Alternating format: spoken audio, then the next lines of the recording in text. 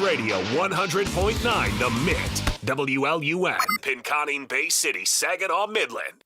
Michigan sports aren't just a game, they're a way of life. And now we've got a show dedicated to die-hard sports fans like you.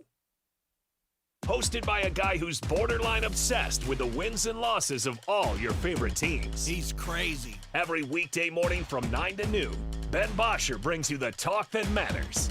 The teams, the stories, and the players you care about most. This is the Ben Bosscher Show, built by Bresky Siding and Building Repair. Remember that.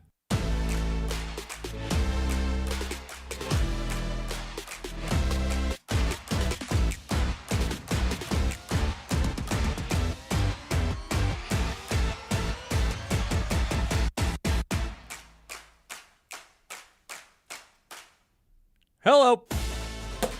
Whack. Whack. Whack.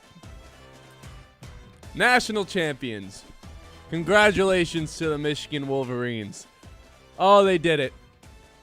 They did it well. They ride it out. They don't quite score 90. Who cares?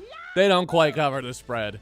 Who cares? There's nothing to do but to celebrate if you're a Wolverines fan today. Yaxel Lendeborg, once again, just doesn't look the same. Ends with 13 points. Doesn't even look the same. No lift, no bounce. Couldn't really score throughout the night, especially in the first half. Defended his butt off, though, and again, they didn't need him. Guess what? Ademera played like garbage for the majority of this game. Didn't matter. They played at UConn's pace. Didn't matter. Dan Hurley, best coach in America. Didn't matter. Michigan is inevitable. That was the worst half that they possibly could have played in the first half. And they still came out on top. They hit 2 threes the entire game, and they still came out on top. As a team in total, from the field, they shot just 38%, and it didn't matter. They still came out on top, proving why this is one of the most versatile and one of the best teams in the history of college basketball. BTA, baby. National champions. Not once, but twice in the past 3 years. Football in 23, basketball in 26, and who knows, hockey could be coming as well. Everything school for the Wolverines. Welcome into the show, everybody. Hello, Kyle. That was awesome. That was a tremendous segment out of you. You told me you had a surprise for me. I thought it was just going to be the Buffs for our radio audience. Ben has got the Michigan jersey on. Mm-hmm. He's got the Michigan football national champions cap on, and he's got the navy blue tinted Buffs on, and with the belt. Whack. I told you I had a surprise for you. I wanted to make today's show a little bit fun. Oh, it's so good, man. And you know what? I don't blame you, man. We all woke up champions today. We all get to be champions today. So feels pretty good. Elliot Cadeau ends up taking home the most improved player, and we got like a whole bunch of stuff to cover. Dusty May, where does this team stack up against some of the other great teams from the last 10 years? All the Michigan teams of all time. Obviously, the second time that they've ever won the national championship. There was a little bit of a skid there where they were 0-4 in the title games. They end that. They put the Big Ten back on top for the first time in over 20 years.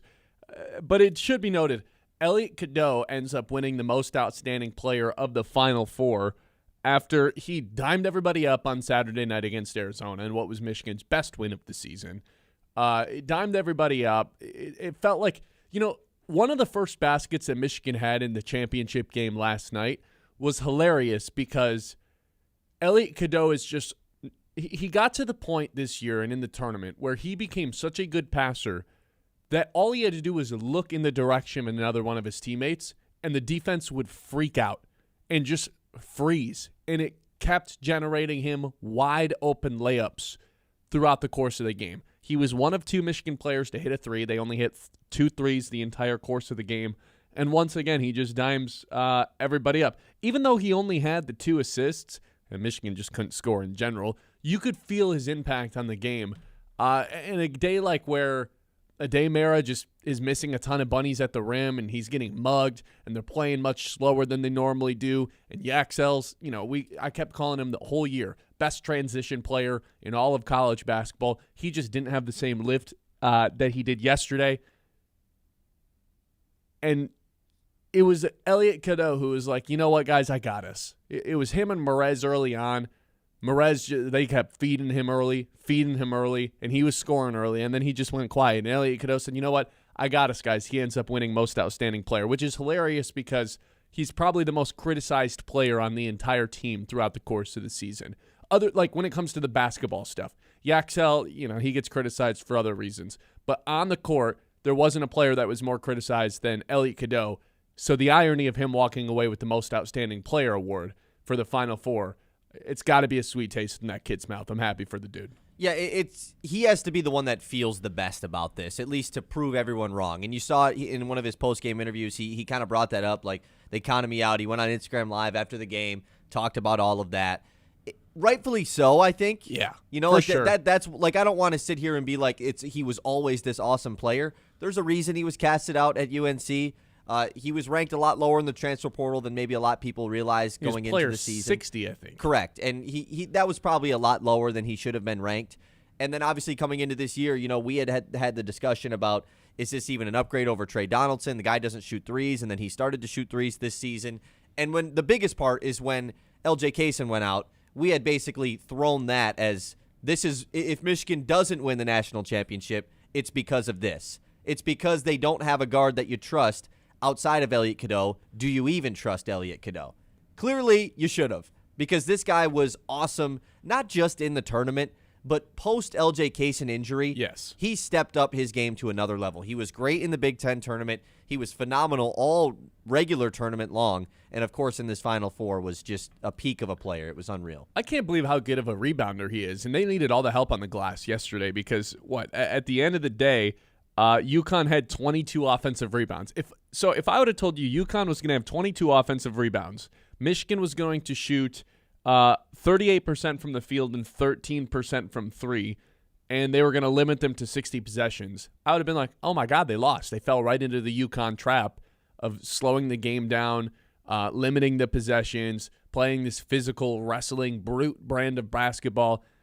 They did all those things, and it still didn't matter. This was one of the most inevitable teams I think we've seen all year long, and you can date it all the way back to some of their first couple games of the season when they were scoring 100-plus points every game, even if it was against mid-majors. there was early signs of this. I think all of us picked up on it early that this team, just eye test wise, looked completely different than any other Michigan team that we've seen, than any other team in the country for the most part this season. This team's inevitable, man. We've been saying it for months that there's 4 NBA guys on this team minimum, and they just had more talent and more size than anybody in the country. Now that they have officially stamped their name as national champions, I think we can officially say this might be one of the greatest college basketball teams that's ever been assembled. You know, you got to compare relative to their eras. It's hard to compare this team to even the 89 team, because if they went toe-to-toe in today's style of basketball, the evolution of the game, this team's kicking their butts. Like, let's not get confused. But even compared, you know, to relative to the era they played in, 37 wins, Big Ten record. This has never happened before. You go down and look at this roster, it's just like, I don't know how any team in the history of college basketball, there's been some great ones and some dominant ones, how's anybody supposed to match up with this size? Even Dan Hurley in his post-game press conference just kept saying, they're so tall. There was nothing we could do. We took Ade Mara out of this game for the most part. He didn't have that big of an impact, at least on offense. Yet Morez Johnson was just like, just feed me the ball early on. I'm way bigger than the guy guarding me. Yaxel Lendeborg, he's 6'9" and their third biggest guy that plays, and he barely, like, he was a non-contributor on offense for the most part. He wasn't involved, and it doesn't matter. I think the thing that makes this team so special to me is catch them on one night, they look like the best offensive team in the history of college basketball, or at least in recent history. Catch them on a day like yesterday, they look like the best defense in the country, which is what they were for the most part throughout the course of this season. Not once, not twice, not 3 times, but 4 games to end March Madness, the Sweet 16, Elite 8, Final Four, and National Championship. They held their opponents to a season low in field goal percentage. That is outstanding stuff. You combine that with the fact that they scored 90 in 5 March Madness games and won by double digits in 5 March Madness games. It's got to be one of the most well-rounded teams, at the very least, in the history of this sport. Yeah, it goes to show how good they truly are at halftime of yesterday's game. And I texted this to a chat that we're in, and the Michigan fans weren't happy because they thought I was being salty. It was the opposite of that. How are you winning a basketball game by 4 points when you don't make a 3 in the first half? And you played like garbage. You're missing a ton of layups. You played like, credit to UConn, man. UConn had that game the way they wanted to play it for most of the entire game. And Michigan still crept their way out of it because of how talented they are. Like, I mean, Ade Mara and Yaxel Lendeborg were scoreless through the first, 10 minutes of the game. Mm-hmm. It was just Johnson and Cadeau who had scored. That's unreal. Like, the fact that both of those guys, I don't want to say were non-factors because they obviously were, and Mara defensively was a major factor. But it just goes to show how great this team actually is. Outside of just the top 2 guys who are extremely talented players, are going to be first-round picks in the NBA, this whole team, depth-wise, just they have it all, man. They really do. It's just ridiculous. 989-837-6125. Give me your reactions to Michigan winning this national championship, crowning themselves national champions for the second time. 2 different sports over the past 3 years. Not a lot of schools can say that in the history of NCAA college sports. Like, it just doesn't happen, and they've got a chance to win that hockey national championship coming up too. But let's focus in on this Michigan basketball team right now, because I think, it's interesting because they're the first team in the history of the sport to have 5 transfers in the starting lineup. And Burnett, I don't think anyone really views him as a transfer because he's been with the team. To win the championship, you're saying? Yeah, to win the championship. Burnett's been with the team for a few years, but he didn't initially play for Michigan. It was Texas Tech. I do wonder if, Michigan fans more so this year than in 2013 or 2018, you probably enjoyed this more, right? But at the same time, it's we liked having these guys. You had 1 year to learn this team, and I think, Michigan fans would do this over again, time and time again, learning their team over, the course of 6 months rather than the course of 4 years, if it meant continuing to win national championships and bringing trophies back to Ann Arbor. Kyle, I know you're going to hate it when I say this. It has to be considered the number 1 athletic program in the country right now. It just has to be. It probably does. And the odd part about it is it's easily the most question mark athletics program in the country as far as things going on inside of the athletic program. There's an internal investigation going on in that athletic program as we speak. Come on. No, I'm just saying, like, it's kind of funny how if we're doing the grand scheme athletic program thing, it's hilarious that they are so good, yet they have all of these internal conflicts continuing to happen in their athletics program. Is this team the greatest basketball team that's ever been assembled in the college sport? 989-837-6125. We can officially ask that question because, well, they're national champions. This is the Ben Bosscher Show. We're live here on 100.9 The Mint. The 9 o'clock hour, as always, is brought to you by our friends over at Iron Stack Technologies. They help businesses stay secure, stay efficient, and ready for what's next. When your IT is working the way it should, everything else gets easier. That's Iron Stack Technology. Solution-driven, mission-focused. You can check them out online at ironstacktechnology.com. The Ben Bosscher Show, built by Bresky Siding and Building Repair on one.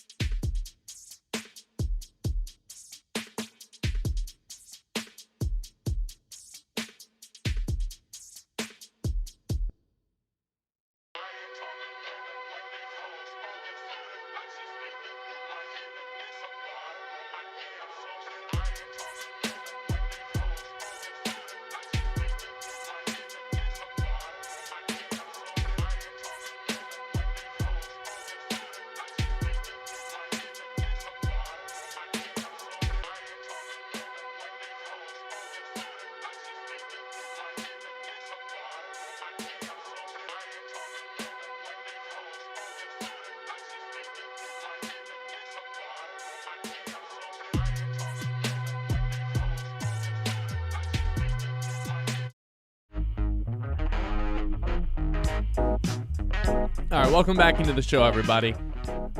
Hope everyone's having a good morning, Michigan fans. I'm thrilled for you. I'm happy for you guys. I really do wonder if this is going to go down historically, because in my mind it is. I wonder if it'll be viewed this way by everybody else. Is this going to go down as one of the greatest national champions in the history of the sport? I am talking about comparing it to some of those UCLA teams, which, for their time were just so ahead of themselves.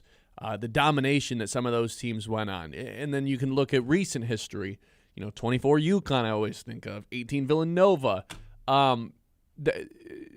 MGM put out a list of the top 10 teams of the last 10 years to win national championships. They had this Michigan team number 2, only behind 24 UConn. That was always the golden standard to me, but I don't know, man. As Dan Hurley was saying yesterday, they're just so tall. And sometimes we overcomplicate this sport. Usually the bigger team wins. Michigan was always, every time they stepped on the floor, the bigger team, the better defensive team, and the more skilled team. I don't think they were ever in a game where all three of those things weren't true, with the exception of maybe the Duke game in the regular season, but that's iffy, man. I don't know. If they played again and a day doesn't get into foul trouble, I don't know. Yeah, I think that was the one team that you felt this team might actually be better than Michigan, because every other time that Michigan had lost, it just felt like you mean the one other time up to that point? There was 2 other times. Not at that point. Well, I wasn't talking about at that point. I'm just saying in general on the season. The loss to Wisconsin, the loss to Purdue. You felt that those losses were not, I don't want to say flukes, but clearly Michigan was the better team and just didn't play the better game that day.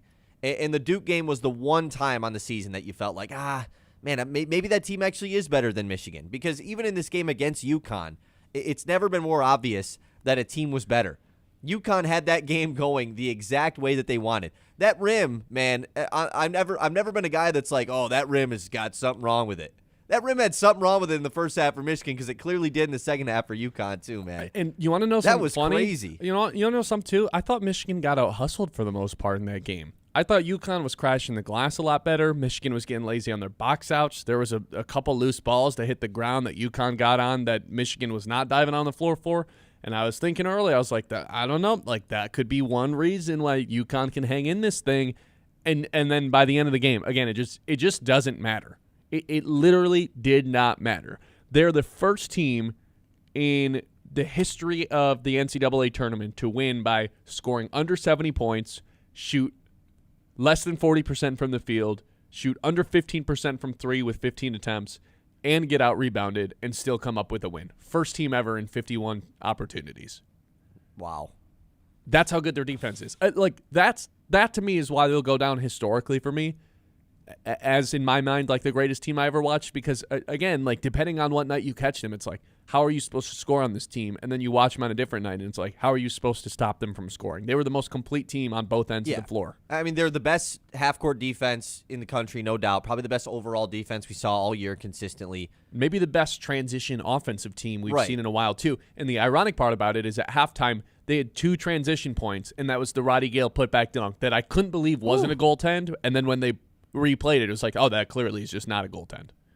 We talked about it yesterday. It felt like every single game this tournament, even going back to the Big Ten tournament, Roddy Gale just had a huge flashy play. Like whether it was a putback dunk, whether it was a big-time 3, a block. He had that really big block in the first half of this game too. Like he just made so many big-time plays. But yeah, they're the best defense in the country on top of being able to score 90 points almost every night. Like how do you stop that team? How are you able to win games against that basketball team? Like you said, you can't, and it was never more obvious last night. They are inevitable. That's the best way of describing that Michigan team. They were always going to win. They played bad yesterday. It was their worst game of the tournament, and they still came out with a win.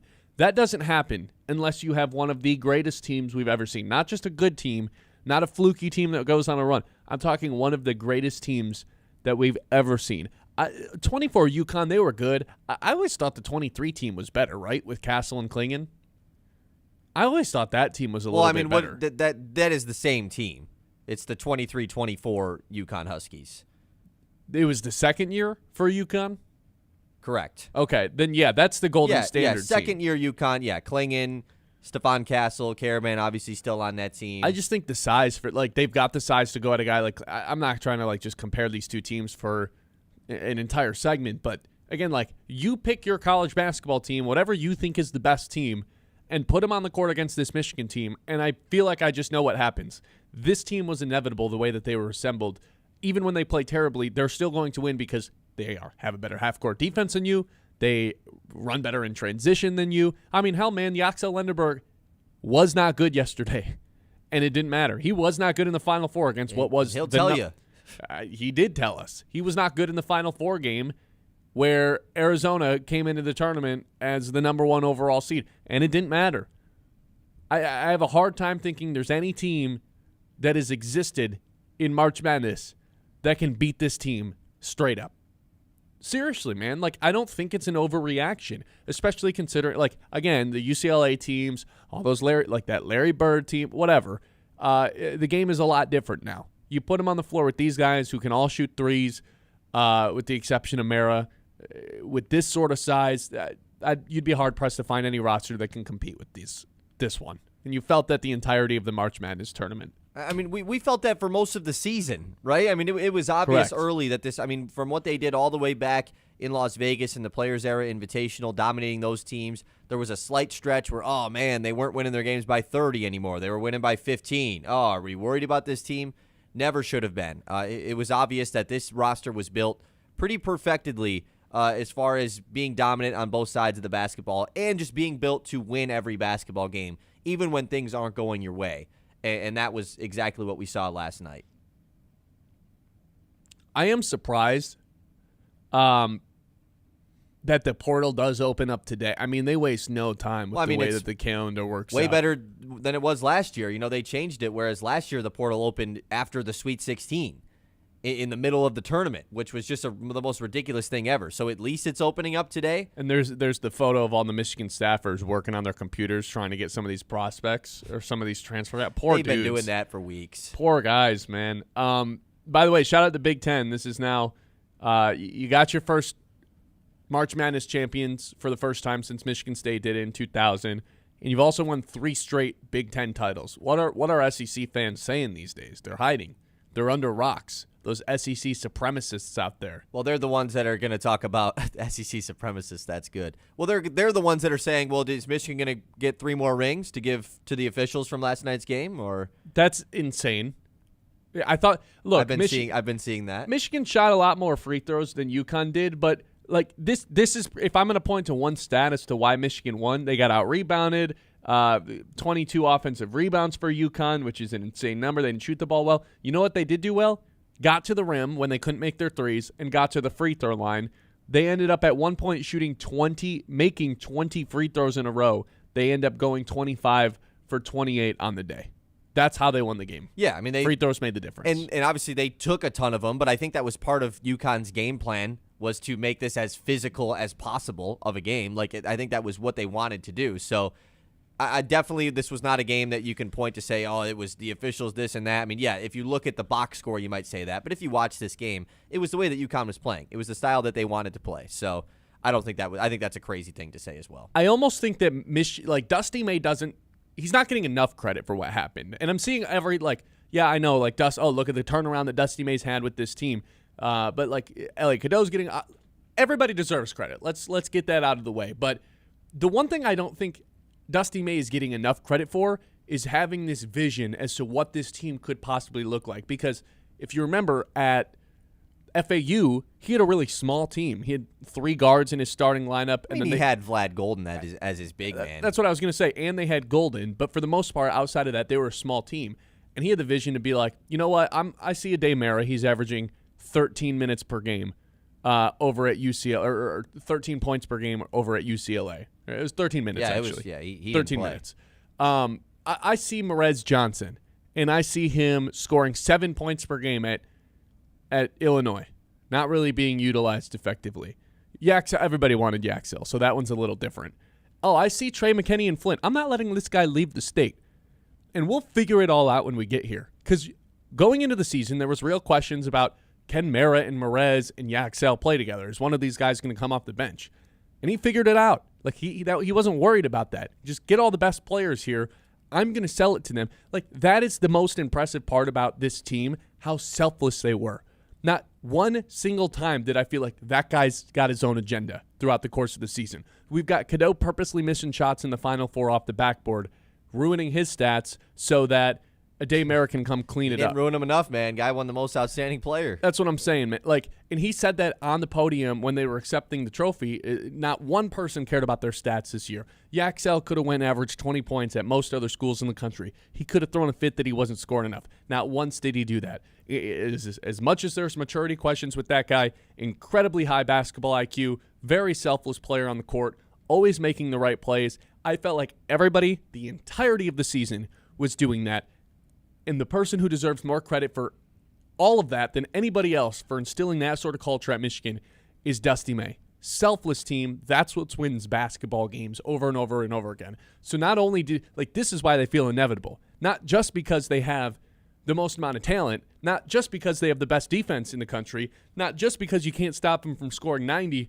They're always making the right play. And no one is more selfless than Dusty May and the culture he's embraced for the Michigan Wolverines. That's why I felt like they were unstoppable. Yeah, I mean, you put it perfectly. Dusty May not only built a talented roster of guys that can fit together, but I mean, you can do that. If you have the budget to build the guys, you can do it. But actually putting those guys together and building something that is as unselfish that they built and asking everybody to sacrifice in order to ultimately win the goal of winning a championship, that's the most difficult part with the transfer portal, right? I mean, these guys have never played together. It's a brand new group of guys, and boom, just like that, we have to put this thing together and all get on the same mindset just like that. While there's agendas and egos everywhere in basketball, that's what's so impressive what Dusty May has done. Because with guys who have never played together. That's crazy. Exactly. Like in this era of college basketball, it is so difficult to not only just build the right roster because there's so many different options to do it. You can screw it up so easily. Yet you have to deal with all the egos of these guys, and I'm being paid this, and he's being paid that, so I should be doing this, and I should be getting the ball this, and then I'm looking out for my next NIL deal. Like I like Absolutely. Trey McKinney. He could be balling out anywhere else in the country, starting on a team. Does end up scoring 9 yesterday and hits probably the biggest shot of the entire game. That 3 late down the stretch. Seriously, there's none of that with Michigan. I'm so happy for that kid too. Staying in the state, being from Flint, committing to Michigan, and then being able to be such an important piece of this team during this March Madness run. A++ shooter, Absolutely. 99th percentile. That's a kid I'm happy for. And it's got to feel good for him. I mean, I know it's obviously not nearly the stage, but like lost in the semifinals of the MHSA Division I championships last year. Like didn't get to be a state champion. Stays in the state and now is a national champion at the University of Michigan. It's pretty cool, man. Those those who will stay will be champions. That's what they say, right? Yeah, I mean that's phrased a little different for Michigan. I mean, it's those who stayed was Will Cheddar. Yeah, Will Demari Cheddar. Burnett. I saw Will, like- Will Cheddar was balling after the game, like crying. I was like, Yeah, I mean- that's cute. It's your guy. Me and Will Cheddar still got a little bit of I beef was going about on. to say, That's okay. that's cute. It's pretty hilarious. Almost as hilarious as him calling me buddy. 989-837-6125. This is the Ben Bosscher Show. We're live here on 100.9 The Mitt. Protect your home with Bresky Siding and Building Repair. The experts who do the job right the first time, whether you got a leaky roof, storm damage, siding looking a little tired. Bresky has you covered, locally owned, trusted, and dedicated to keeping Midland area homes safe and looking sharp. If you are new to our YouTube channel, just popping in for the first time, please hit that like and subscribe button. We're live every day from 9 to noon here on 100.9 The Mitt. This is the Ben Bosscher Show. Kyle Sanders producing for us today. We'll be right back. The Ben Bosscher Show, built by Bresky Siding and Building Repair.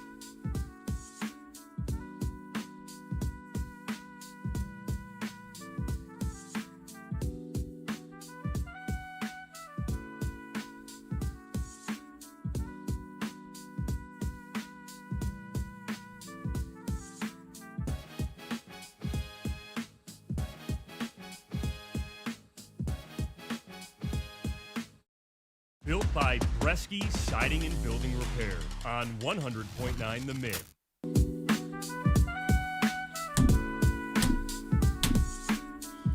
National champs, congratulations to the Michigan Wolverines. Do you see the streets in? I saw Bryce Underwood partying on the streets of Ann Arbor yesterday. I saw fireworks going off, and all I could think was, oh, it is a Monday night. If I had no idea what was going on or didn't care about sports, I would be freaking out. What is going on? Why is there a brawl outside? But if you live in Ann Arbor, I guess there's no way you don't know exactly what's going on. In Ann Arbor, if you don't live under a rock, you know what's going on. It's the national championship. Like this is every school ever that wins a national championship. You're just kind of allowed to go party in the streets. You know, that's just kind of how it works. I am firstly amazed by Dusty May. I don't feel like he gets enough credit. We just went over that. Last 4 years for Dusty May, 35-4, Conference USA champion, goes to a Final Four.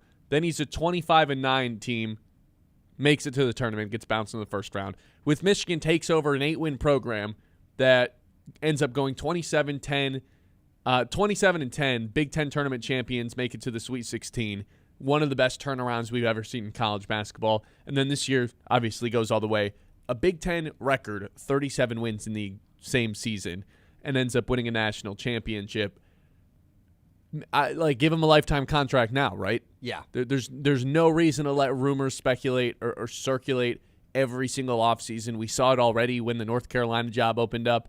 I'm not going to sit here and tell Michigan fans that there's better jobs out there than Michigan. I think Michigan is right up there with some of the best, jobs in the country in terms of the resources you get. Now with the national championship to, solidify it as, I think where I've landed is it's not a blue blood, but it's maybe like the first team in line to be a blue blood. It's the first team that the bouncer's about to let in. They're not quite in the club yet, you know what I mean? But they're real close. They're the next guy in line. Now that they've got the national championship to kind of solidify themselves, just give them a lifetime contract, make them one of the highest paid coaches in college basketball so you never have to worry about this. Yeah, the days of the blue blood head coaching positions being like the peak of all powers jobs are over. It's done. It's like that. The only reason that was the case before was because you had the most resources, you had the best facilities, you had the history to ride on. No one cares about that anymore. Players don't care about all that stuff. They care about money. Michigan has one of the best resources available money-wise. So, of course, they are going to, and they attack the portal as well. They're willing to dish it out. That's why it's one of the best jobs. Like, I'm totally with you. Dusty May is one of the best positions in the country. UNC is not, this isn't 15 years ago where UNC has always been this peak job. All their money's going into that football program and Bill Belichick's paycheck these days. Yeah, man, if Jordan Hudson is the one in charge of everything over there, then I don't want to be involved. But, yeah, there's no reason for Dusty May to leave Michigan, and there's absolutely no reason for Michigan to let Dusty May leave. So, yeah, I would expect a big-time extension coming Dusty May's way at some point this offseason. Yaxel Lendeborg wasn't great yesterday. He wasn't great in the Final Four game. He was probably, the third or fourth best player for UofM in the Final Four national championship game. That honestly probably undersells him a little bit. He's probably third. I know Merez Johnson had himself a really nice game. Yeah, that's true. That first half, they just night. Fed him over and over and over again in that first half. So let's call it the third or fourth best player in the tournament. Still continued to just make the right plays over and over. Played all, 36 of the 40 minutes. Was super open and honest with Tracy at the halftime, interview. Just like, man, I feel weak. I'm not doing anything. I feel like I'm letting my team down. Him out there battling, clearly on one leg, clearly hindered, and just still, making the right plays over and over again, even though he clearly didn't have the explosiveness. I'm happy for that kid, too, especially because of how much criticism that guy faces. I can't tell you how many times I've been scrolling and I've seen, he's in the same draft class as Cade Cunningham. Oh, he's in the, that stuff is crazy when you think about it, that Cade's in his, fourth year in the NBA, fifth year in the NBA, and Yaxel's still playing college hoops. And it's just some people have totally different career paths. Maybe a couple of years from now, it's not going to be allowed that Yaxel Lendeborg's still playing college basketball at this age, at this many years in college. But it is right now, and there's nothing wrong with the way that, with the way his path was built for him. He could have went to the NBA last year, and they told him it's probably best that you go back to school and work on this and this and this. They wanted better three-point shooting from him. They wanted more versatility defensively. And he went back to school and answered every single question he possibly could have.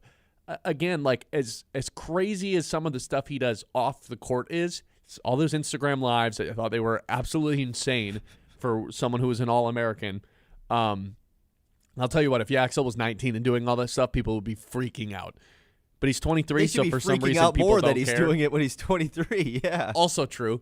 For all that stuff, he is one of the most mature, high IQ, smart basketball players I have watched in a long time. And part of that's probably because he's got a lot of games under his belt at the college level. But even a game like yesterday where he's clearly not 100%, just willing to be out there with his teammates. This is why he came back to school, to do something like this. He answered all those NBA questions, and now he's well in his way to be a top 12 pick. I've said I'm happy for all these guys, and of course I am. But like Yaxel specifically, just such a unique path for that guy, the way that he's going to get into the NBA. Yeah, it's because of his ability to not have to be the star player when Yes. he is, and I won't go as far as using the word mature in the same sentence as Yaxel Lendeborg. I think that might be a stretch. But On the as court. far as his ability on the court, yes, that is why he is viewed as such a top prospect despite his age. As much jokes as we make about how old he is, it does play a major factor in your draft status. I mean, everybody knows that. There will always be the top 7, 8 picks of the draft will be 19 and 20-year-olds. It just is how it works in the NBA. Maybe even 18-year-olds. But for Lendeborg, he will be picked so high because of his ability to. He's not going to go in the NBA and be a star player. And he a knows lot that. of these 23-year-old guys that remain in college that actually have real draft status are the best players on the team that are ball-dominant players. Lendeborg is not that. I mean, he proved that in the Final Four national championship. Obviously, you would have liked for him to be healthy because it wouldn't have been nearly the case. He wouldn't have been as quiet as he was. But it didn't matter. And it didn't matter to him. And I think that's what the most important part is. Like, he wasn't salty about not being the guy down the stretch. No, he's a champion, man. He's a national champion. That's what all those guys cared about, and they got that. What do you think Juwan Howard's thinking right now? I was thinking about that last night. What do you think he's thinking? He's probably like, man, Terrace Reed should have won that. Terrace Reed deserved that. I think he's probably thrilled for Michigan and gives Dusty all the credit. Like, I think he had a quote about that after the game yesterday. But I think deep down, I wonder if he's just like, I screwed this up so bad. If I would have just been able to hold this thing out a little bit longer, I would have had NIL resources. I would have been able to attack the portal. I screwed this up. It's a really good question because it's like the guy that breaks the high school 400 track record, and then he goes back to, someone break. Do you want to hold that record forever, or do you want someone to break it? Because Juwan Howard not only couldn't win a national championship as a player, goes back to the university as a coach after basically being blackballed with the rest of the Fab Five for the longest time from the university. Yeah.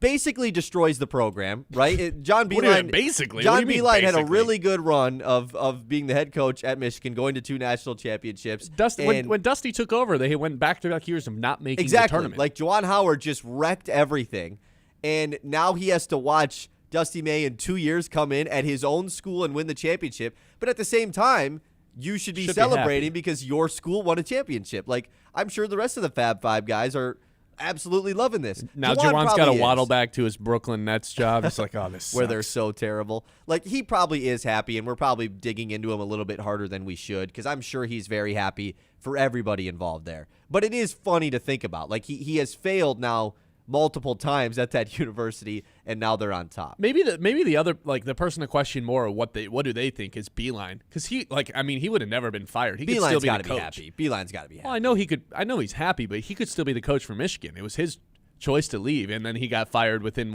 3 months of him going to Cleveland for calling all the players thugs. If he just would have stayed, who knows? Maybe he could be in this position, or if Michigan's still doing the thing where it's like, we're trying to do this the old school way. Yeah, they probably would not be national champions right now, as much as I loved John Beilein and as much as every Michigan fan probably loved John Beilein.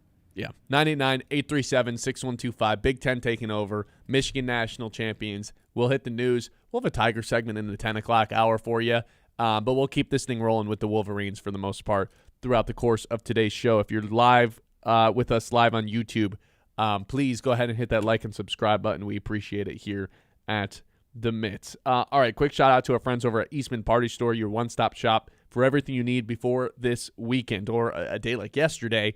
You got to grab some drinks, you got to grab some Red Bull, snacks. man. Needed a Red Bull because the game was on super late. Head to Eastman's Party Store. They've got you covered. If you're heading to a tailgate, house party, or just sitting on your couch, make it easy on yourself. Swing by Eastman Party Store. Get in, get out, and get on with your night. That is Eastman Party Store. Quick stop, great selection, and always clutch when you need it most. The Ben Bosscher Show, built by Bresky Siding and Building.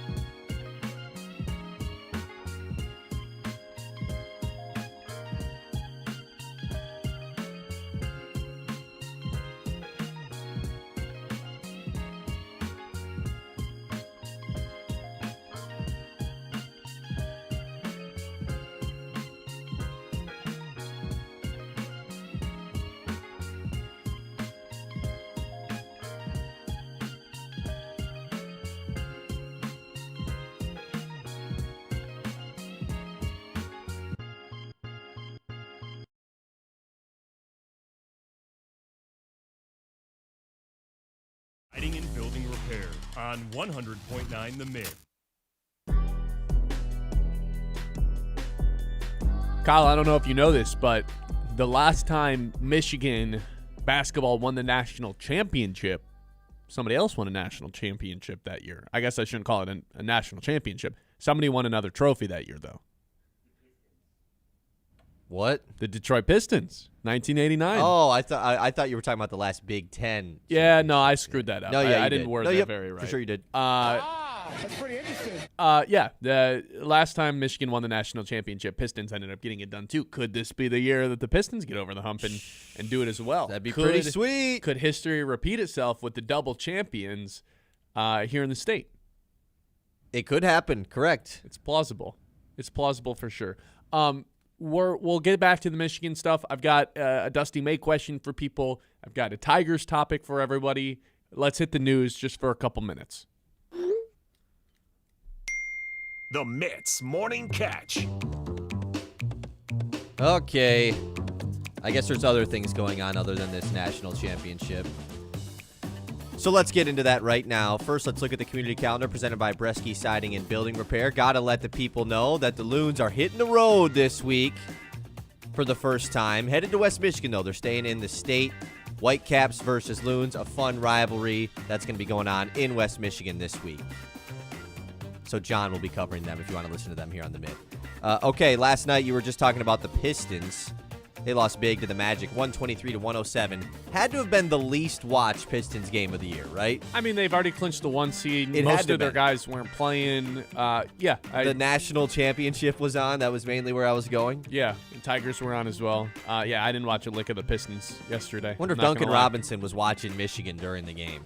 He was getting updates for Karis sure. LeVert, maybe, too. Karis LeVert, I don't think he played yesterday. Yeah, but, still is part of the team, He's the one that brought the phone and was watching. Probably, that. yeah, it's a good point. But yeah, they lose to the Magic 123-107. As you mentioned, already the 1 seed. End of the NBA season is this upcoming Sunday, so we're almost wrapped up here, and then we'll have playoff basketball next week. It Wow. sucks to not know who your opponent is at all with the play-in. Right, and I saw the NBA throw out all the scenarios, by the way, for who can get what seed, and there's 7 teams that can all get the 8 seeds still, Yeah. so it's way too hard to figure out. I hope it's not Charlotte, and my second choice would be I hope it's not Philly. My first choice in who I'd want to play is Orlando, even though they beat them yesterday. I mean, we didn't have our team yesterday. Sure. I Say it's we still like I'm on the Jalen- team. still Jalen Duren. Yeah, I know, but Give nobody me else Toronto. played. Give me Toronto. Yeah, you're right. Toronto's probably the first pick. Yeah, that's who I want. Also in action yesterday, the Tigers. I know we're going to talk about them, but just throw it in here. They lose 7-3 against the Twins. They cannot quite make the full comeback. Casey Mize gives up 5 through 4 in a third. We'll And never understand him, Once ever. again, Tigers scored all their runs in the same inning.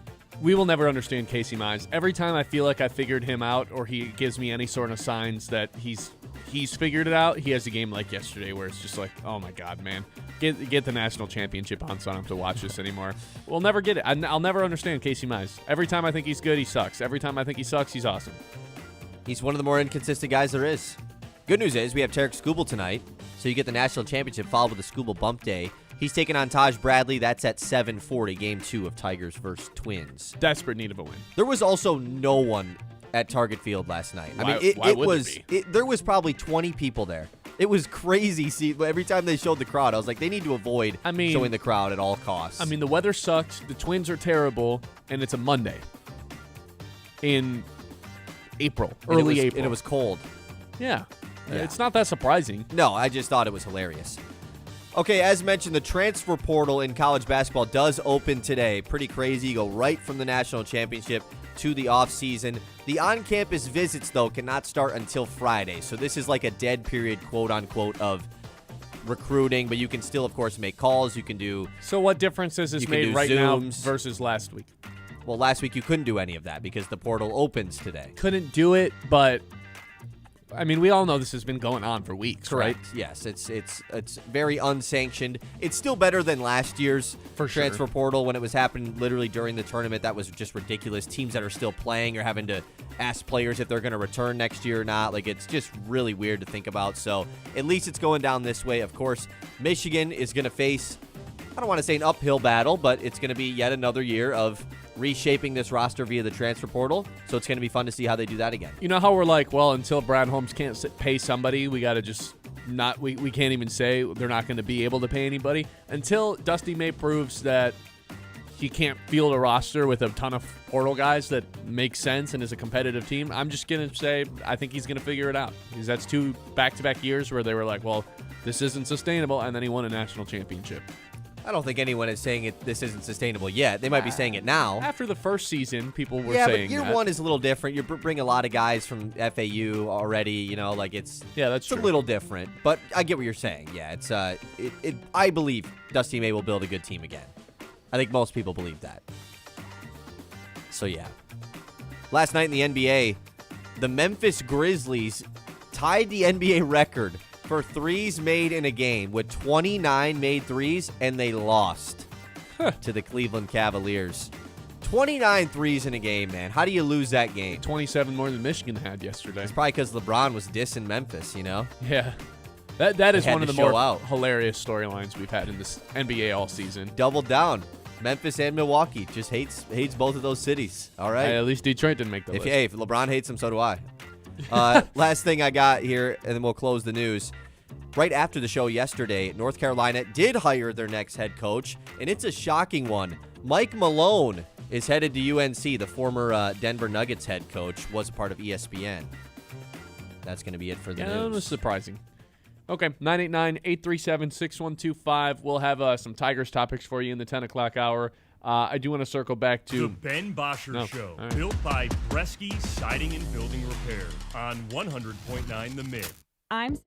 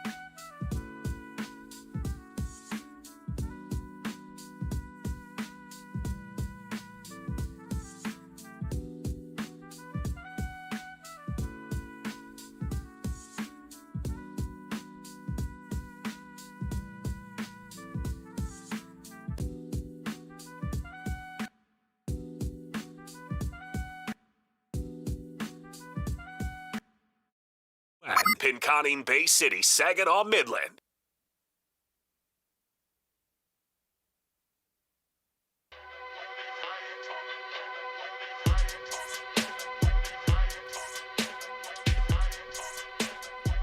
There's a hilarious Dusty May comparison for what he took over versus what he's now accomplished here with the Michigan Wolverines. What if I told you this guy is just kind of like Curt Cignetti? Hear me out.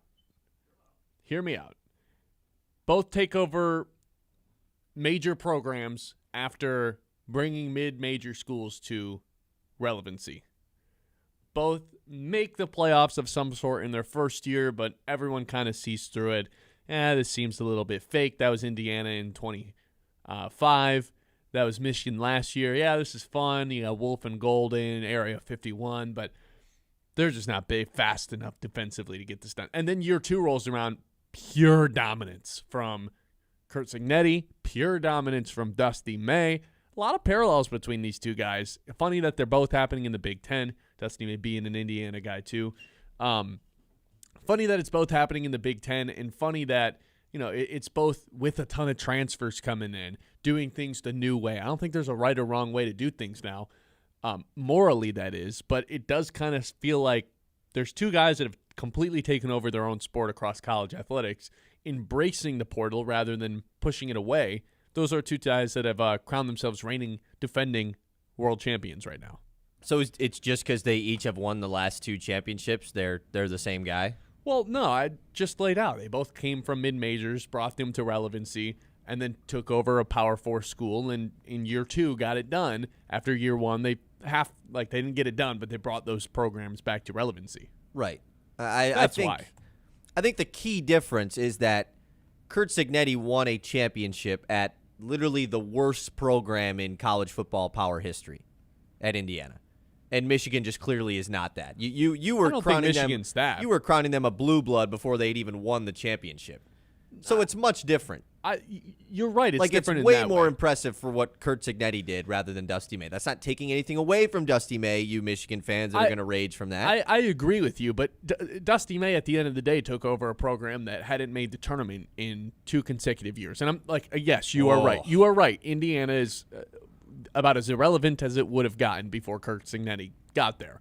But you know, like Michigan was an irrelevant program at the time Dusty May was hired. They were looking irrelevant is crazy. They were looking for someone to save their program. For 2 years, and they're irrelevant. The expectations. Yeah, and the expectation is for you to compete to win national titles like they did this year, not to just maybe make the tournament. They needed someone to save them, and Dusty May has done that. That is my point. Yeah, I don't disagree with that at all. I mean, he obviously has saved them, and you know it makes sense that with the coming in 2 years thing, mid-major. Yeah, I totally get all of that. It's just. I feel it's almost disrespectful to Cignetti to compare Dusty May to him. I don't think anybody compares to what Curt Cignetti has done. It's similar to when we always hear with the college football discussions, like, who's the next Indiana? No, there isn't a next Indiana. It was Michigan. This is an anomaly. It was Michigan.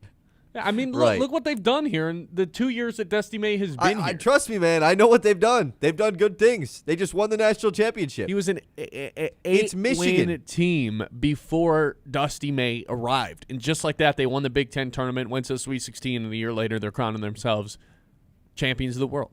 Why wouldn't they? I understand your hold up saying, well, what Cignetti does is way better. It's not about May. Yeah, I'm not taking away from anything that Dusty May has done. Totally.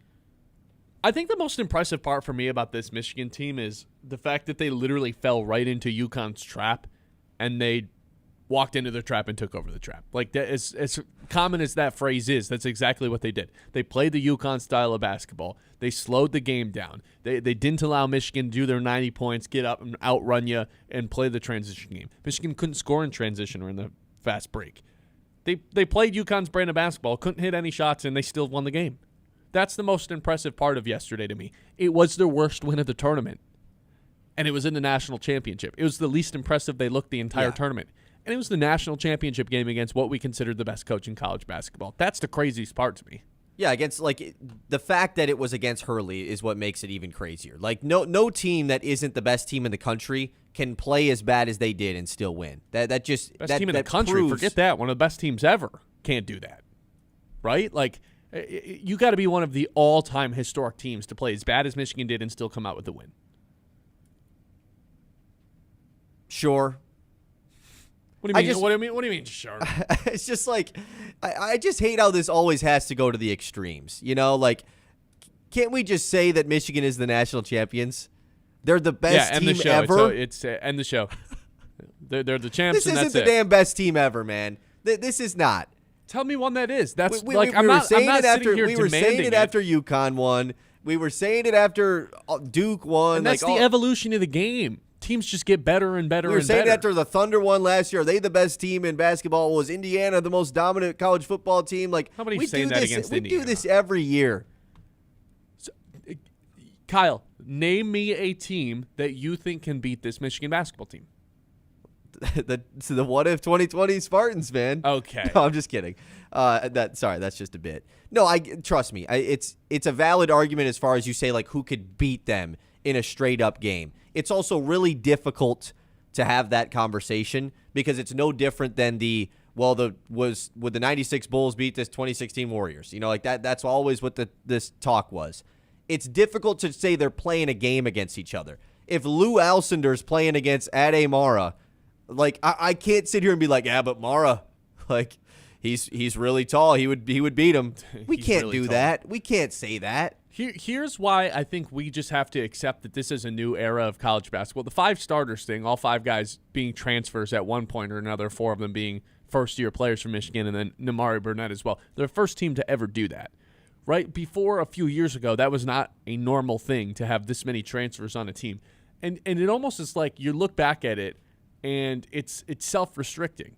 Right? Oh, I have to stick with these players. No, now every offseason you have a chance to upgrade your roster. You also have a chance to lose out on guys. But now you're just looking around the entire country, and if you think this is better or worse for the sport, that's up to you. But it's going to make these teams better if a guy like Dusty May can go like, well, let's just like build my roster from scratch exactly how I want it. It's like you're building a 2K roster of all made up players. Let's get the tallest guy in the country. Not the tallest guy who actually plays and has an impact. Demera. Let's go get this brute force 6'9" dude, Merez Johnson. Let's go get the best, all-around player in college basketball too. He's just like, this is how you would build a college basketball team. The portal has unlocked an ability for some coaches with the resources and the vision and ability to, lay out this vision for kids to believe in. To go out and basically build the dream rosters. So it makes sense to me that the teams now, the best players now, the best teams now are just better than the ones before, and that's part of the evolution of not just the on-the-court game, but the landscape of college basketball. So it is like it's almost an obvious answer to me. Like, yeah, this is going down as one of the greatest college basketball teams ever. It's obvious that they're the best ever. Not as one of the best. Because relative to your era, you have to take that into consideration. But you have to appreciate the game evolving. The three-pointers, the ability to space the floor, everyone being able to put the ball in the basket on their own a little bit. It's not like you've got, true point guards anymore. Like Elliot Cadeau looked like a true point guard on Saturday night and then was their leading scorer yesterday. Yeah. You know what I mean? Like everybody can do everything. Game, he comes out of the game, and they don't even really have a point guard in the game. It's right. It's McKinney and Gale as the backcourt with Yax basically running point forward. Like I'm just saying, due to the evolution of the game and the ability to basically build your roster from scratch now with anybody you want that's available in the portal, which is more players every year, it only makes sense to me that the teams would just be better now than they were before this became a normal, where you were restricted to the players that were on your team the year before and then freshmen coming in. Nick in our YouTube chat says 2026 Duke, 2026 Wisconsin, and 2026 Purdue could all beat them.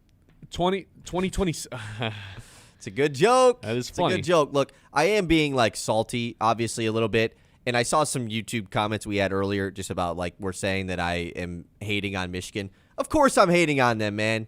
I'm just jealous. That's all it is. Like, if you're not a Michigan fan, is in the state of Michigan, the only feeling that you're having today is jealousy. I'm jealous of all the Michigan fans who get to celebrate this. I've never watched one of my favorite teams win. For a lot of people that outside of the Michigan football thing, they've never seen a championship around my age. So they get to enjoy their first basketball championship last night. Like, that's an incredible feeling. So I'm just feeling those thoughts of jealousy, whereas Ben gets to celebrate his favorite team winning, as he is today. Hey, if Michigan State won, I'd be celebrating too. You would not be celebrating like this. Yes, I would. You would not have a Michigan. Ben, no, I'm not letting you go to break. You would not have a Jeremy Fears jersey on right now with an MSU hat and whacking the belt because you don't have any of those things. I would get all those things. You owned all those things. Here's the thing. I promise you, if Michigan State wins the national championship at any point in any sport, football or basketball, I'll be doing this. Here's the problem. I don't think they're going to be doing that anytime soon. Certainly not football. Rob from Saginaw, we got a Mitt message here, 989-837-6125. Rob says, yes, this Michigan team has been one of the best ever. I never watched the 89 or Fab 5 teams, but comparing them to more recent Michigan teams and more recent teams in college basketball, this is one that I'd put above everybody else. I agree with you, Rob. I will say 2012 Kentucky beats this team. Anthony Davis, the AD Kentucky? Anthony Davis Kentucky squad beats this Michigan team. As much as they have the size. We got a text that says, Ben might be the biggest Michigan fan on the radio. No chance he can say he doesn't have a dog in this race. Bigger fan than the 6 to 9 show, huh? Another text that says, you're not bad boys, pick is crooked. Is that true? Is that crooked in the background, or is the phone just crooked? No, I think it's slightly crooked. We might have to get one of these for the Wolverines after yesterday. Yeah, you're probably right. 989-837-6125. This is the Ben Bosscher Show. We're live here on 100.9 The Mid. If you've got boring floors, a sad shower, Premier Tile & Stone is here to rescue your surfaces from the snooze zone. These folks, they turn tile into art. I'm talking about kitchens, bathrooms, backsplashes, fireplaces. If it holds still, they'll tile it beautifully. Stop scheming, stop dreaming and start scheming. Visit the showroom and let your inner interior designer run wild. That's Premier Tile & Stone, where your floors get fabulous and grout gets glorious. When we come back, quick Tigers topic, and then we'll take a trip around the league, do some football. I want to talk about droughts because the Red Wings are going into this. If they don't win tonight, they're going to just hold on to the drought. It's going to be 10 years. It's going to be one of the longest in all sports. So we're going to do that for around the league. Then we'll circle back to Michigan, hit that the rest of the show. Ben Bosscher Show live on the Met. The Ben Bosscher Show, built by Bresky Siding and Building.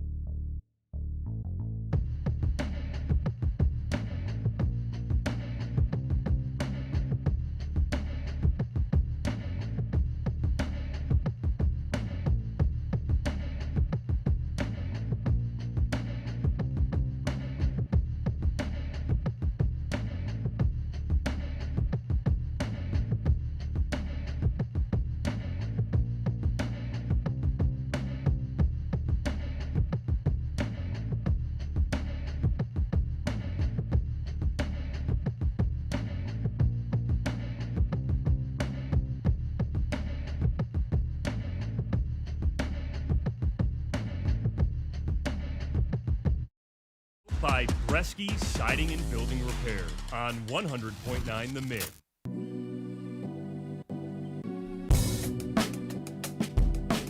All right, let's do a quick Tigers segment. We will do around the league next, and then we will circle back to the Wolverines. At what point should we be worried about the Tigers? Because this offense is extremely inconsistent. They lose again yesterday. Casey was not great. The bigger concern to me right now, is like, can we please stop taking Colt Keith out of the game ever? That's getting really annoying, that he's not just an everyday part of the lineup. And even the fact that he gets pinch hit right now. He's the hottest bat. Just let him stay in the games.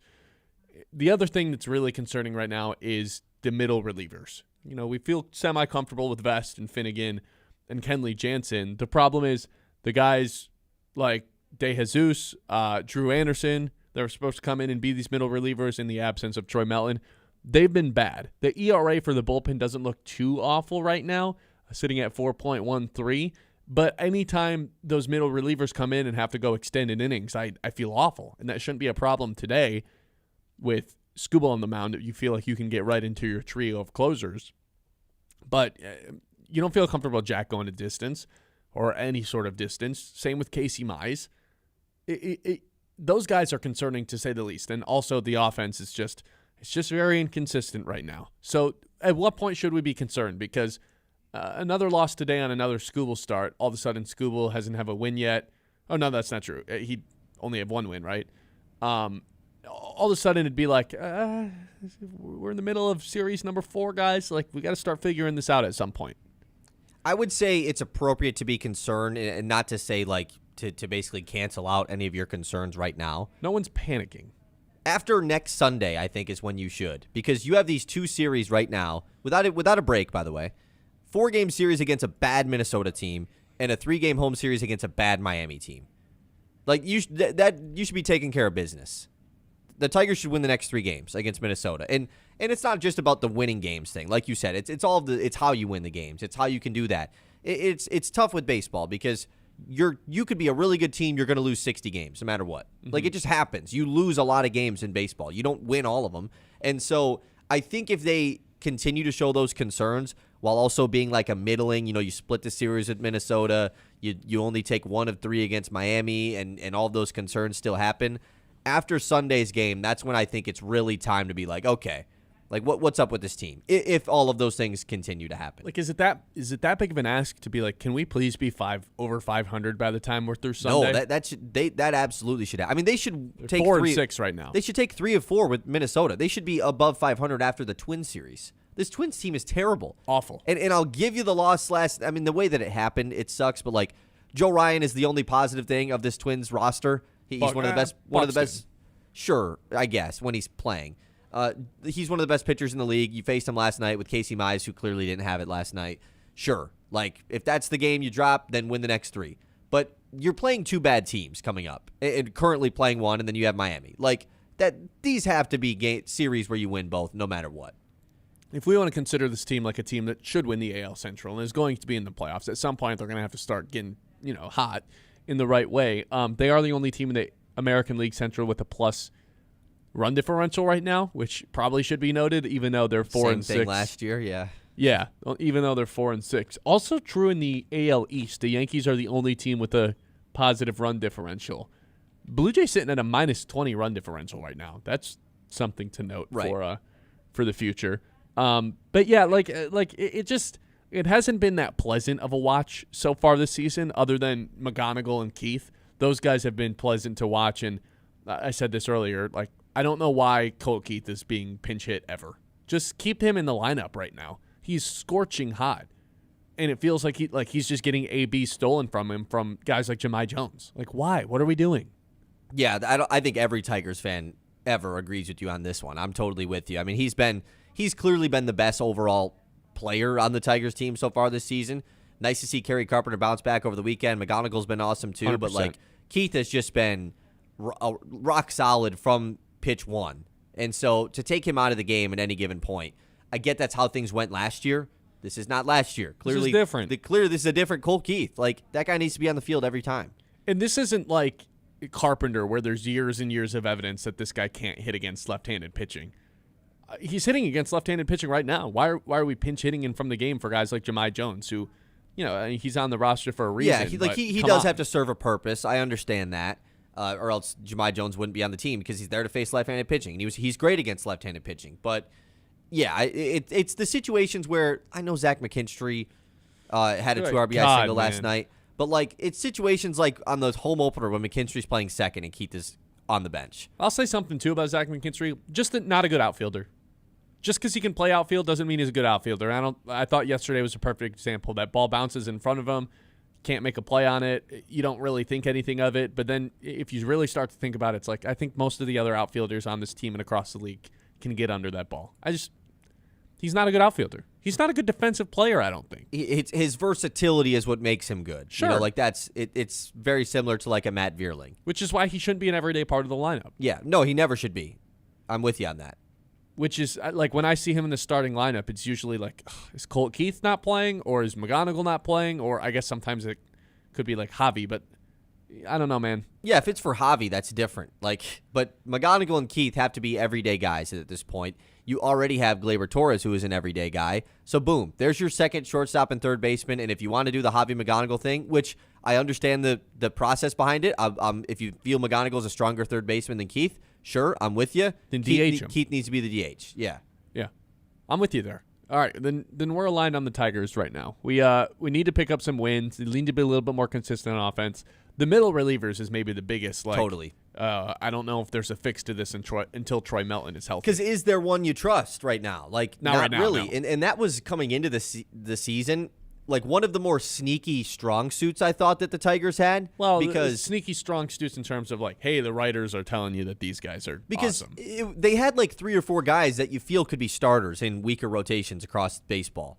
And are you including Melton in this or just okay. Pre-injuries, just before we knew Melton was going to be hurt, even before we knew Sawyer Gipson-Long was going to be hurt, Long, Melton, and Montero. Those guys would be starters, back-end starters on bad teams. No doubt about it. Or average teams, for that matter. Melton would be, yeah, exactly. And then even a guy like Drew Anderson, you could have convinced yourself, if he could be the 5th starter somewhere on a terrible team, So they had 4 guys you felt that had that type of ability. Well, 2 of them are injured, and the other 2 have been – Montero hasn't been bad. But Montero's been fine. It's been Drew Anderson and De Jesus, who's been awful. Every time they walk in, I'm like, oh, boy, here we go. Exactly. That's been for sure the biggest concern because we haven't even really had the opportunity for the back end of that bullpen that we feel so strong about. No, they barely had chances. It's because the middle guys blow it before they get a chance to come in and keep it close. Yeah. Well, there's your Tigers update, everybody. Gary, by the way, letting us know. Parker Meadows OPS over 700. It's a big deal, man. Parker Meadows, not been that bad. Not been that bad, especially worth the roster spot currently. With how insane Max Clark has been in AAA too.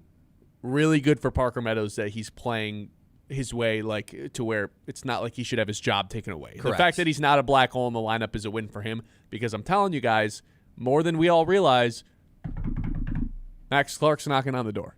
For as bad as the camp that he's had, he is raking down in AAA. There's no point in him being there. Yeah, with the buffs and chains on like Ben. Exactly. 989-837-6125. Hey, Michigan, do your eyes feel dry, itchy, or irritated all day? That is not normal.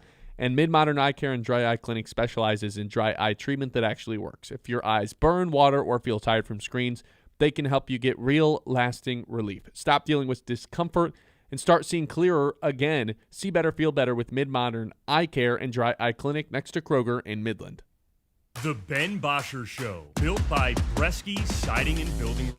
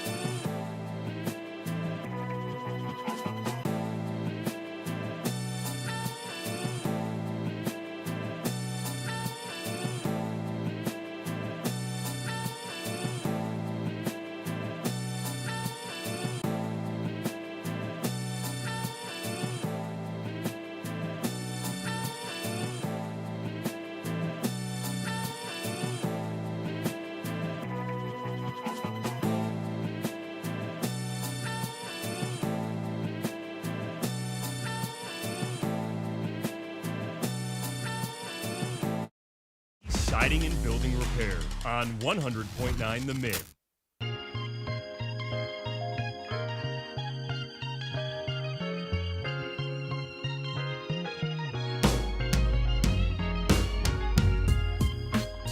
All right, if you give us about 10 minutes, we will circle back to the Wolverines.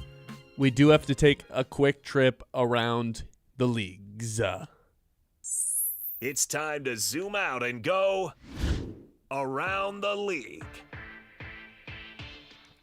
Around the leagues, plural today. So now that Buffalo has ended their playoff drought, we know for a fact that the Red Wings have the longest playoff drought in hockey right now. That is of 9 years. If they lose today, I mean, lock it in. They're going to lose. Lock of the day, maybe? No, not the lock of the. I'm saying if they lose, lock it in. They're going to get that streak up to 10 years. It'll be a whole decade, and they'll have the longest. I mean, they already do have the longest playoff drought in the NHL. But can you name to me all of the teams at the very top across all 4 major league sports with the longest playoff droughts that it currently exists? Longest active. I can try my best. There is one that levitates above So I know this everybody one. else. This is the New York Football Jets, correct? 15 seasons. That is the number one team. Jets. Yeah, man. Mark Sanchez, back-to-back AFC championships. Haven't made it since then. Pretty wild. There's another team in sole possession of second place with an 11-year playoff. So drought. I will just throw this out there. I will not get the hockey ones. I just want to put that out there right now. That's okay. You know, a team we were just talking about, actually. When's the last time the Miami Marlins made the playoffs, or AKA the Florida Marlins? Has it been since that time? No, they went with to the Giancarlo, 2023 NL wild card. They made it in 2023? 2-year playoff drought. That's it. Oh, with Sandy Alcantara, I guess. Yeah, I didn't realize they were that good. Cy Young. Okay, so the second place 11-time one. What league is this in? Baseball. It is baseball. Yes, it's the Jets is the longest playoff drought in pro sports. Right. This team is the second. So the Reds have been a bad team. They made it last year, so they would have just snapped whichever one that they had currently before that. This is a team that you and I were talking about off air yesterday. Is it the Homeless A's? No, they made it a couple years back, 2020. Colorado? They're up there, but not quite this 11-year playoff drought. 11 years without making the playoffs. It's a team that has notoriously made the playoffs one time. Oh, yes. The Anaheim Angels, yes. Yes, the Los Angeles Angels have the second longest playoff drought in wow, so in it's all of really been sports. that long since Trout was in the playoffs.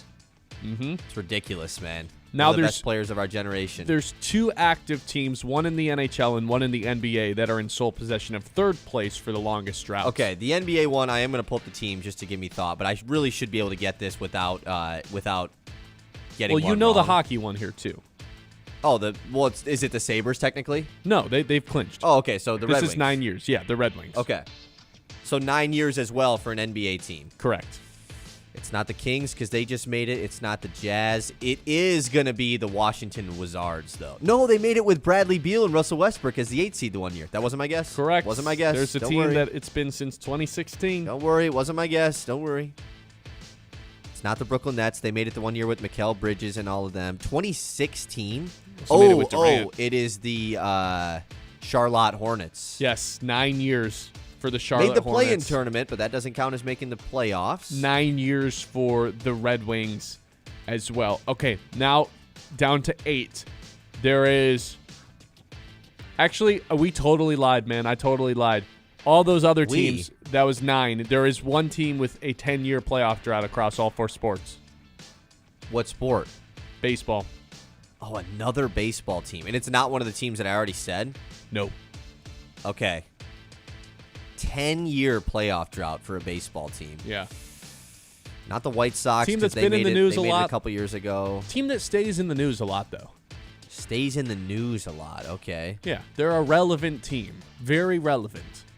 But they don't make the playoffs ever. Kind of notoriously.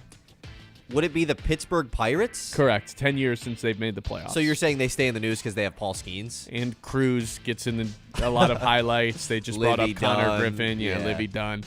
Yeah, yes. the Pirates, man. And it's such a shame, too, because the city of Pittsburgh is just, like, successful franchises. And then and it's such a cool, like, the PNC Park is great just for them to be terrible. There is one team that has an 8-year playoff drought across all sports. It is the NFL. Ooh, back to the NFL here. Okay, so it's the Jets and then this team. The Jets and then this team is second. A 15-year drought versus this team with an 8-year drought. Which it's really difficult. Yeah, 15 is crazy. insane. Yeah. It's really difficult to not make it in the NFL because the NFL is the most like parity-driven league, whereas year in, year out, new teams get in. There's always new playoff teams every year. 15 years for the Jets is just crazy. But 8 years for another team, so this is where it gets a little bit tricky because 8 years can sneak up on you. Like, it's not as long as you think it is. Mm-hmm. Ah, man, 8 whole years. It's real tricky for this one because last time they made the playoffs, they probably did really good. Ooh, no, Carolina just made it. That's right. I keep forgetting they made it this year. You know who it might actually be? Tell me. Is it the Arizona Cardinals? It is not the Arizona Cardinals. Man, they have a 4-year playoff drought. I don't remember them making it 4 years ago. Man, I felt good about that. It's not the Saints because they lost that game to the Rams in the NFC Championship. It's a 5-year playoff drought. One. See, like that's already been 5 years since that game. So, weird to think about. The Colts and the Saints both have a 5-year playoff drought that is tied for the third longest. There's only one team with a longer playoff drought besides the Jets. Not Tennessee. They made it plenty of times with Derrick Henry. It's not the Raiders. No, because they made it with Derek Carr. God, is this NFC or AFC? Last hint. This is NFC. Oh, I know who it is. It's the Atlanta Falcons. That is correct. Because, yeah, that's right. It's so weird to think about because they're never terrible. They just always are a couple games out of making it. 2 teams across sports with a 7-year playoff drought. One of them's a hockey one of them's a baseball team, you've already said. What baseball team is it, if I've already said it? The Rockies. Yeah, theirs should be longer. They should just get 10 years added to it without the history even being affected. They should move. No, you can't cities. Move. You can't move. No, they should move cities. It's a pretty awesome market. Dumb place to play baseball. At least build a different park. It's not going to change the elevation. And then the Anaheim Ducks would be the other 7-year playoff drought. Dang, so the Anaheim just going through it with the Ducks and the Angels. Yeah. There's a bunch of teams with a 6-year playoff drought. None in the NFL. 2 hockeys, 1 baseball, 1 basketball that will be ended this year. Ooh, a second basketball longest one playoff drought in all of basketball that will be ended this year. This is the second longest one, really. That 6 years will be ended this year, and he's like confident in it. Yeah, so it's not. They've already locked a playoff spot. Oh, they've already locked it in. Lock of the day, even maybe. The Spurs. Yep, that's it. It's the second longest playoff drought in all of basketball. That's so weird to Isn't think that about. weird? Like how, I mean, Tim, they made the playoffs for 20 years in a row. And then we have one baseball team that won a World Series and then just hasn't been back. It's got to be the Washington Nationals, right? That's correct. Yeah. And then there's one hockey team in there as well. Blackhawks. That's sad. It's another sad one. Not as sad as the Red Wings, of course, but so what? Your most irrelevant franchises currently in the Big 2-6 across each sport is the Jets, unfortunately the Red Wings. Irrelevant's different than longest drought, though. You know, right? But I'm just if I was using the word irrelevant for longest drought, sure, it's Jets, Red Wings, the Angels, and Charlotte Hornets. But the Hornets have a chance to snap it. A chance. You're right. They do. There you go. That is our trip around the league. As always, presented by Aired Insurance. They understand not everyone's insurance needs are the same. They want to work personally with you to create something best suited for your needs. Whether it's life or home or auto or physical insurance, it's all available with the Aired Insurance Group with Farm Bureau Insurance. If you're new to our YouTube, please hit like and subscribe. Trying to have fun here. We're live every day from 9 to noon, going over Detroit sports, Michigan sports, recapping a national championship for the Wolverines. We'll continue doing that when we come back. It's the Ben Bosscher Show live on the Mitt. The Ben Bosscher Show, built by Bresky Siding and Building Repair on 100.9 The.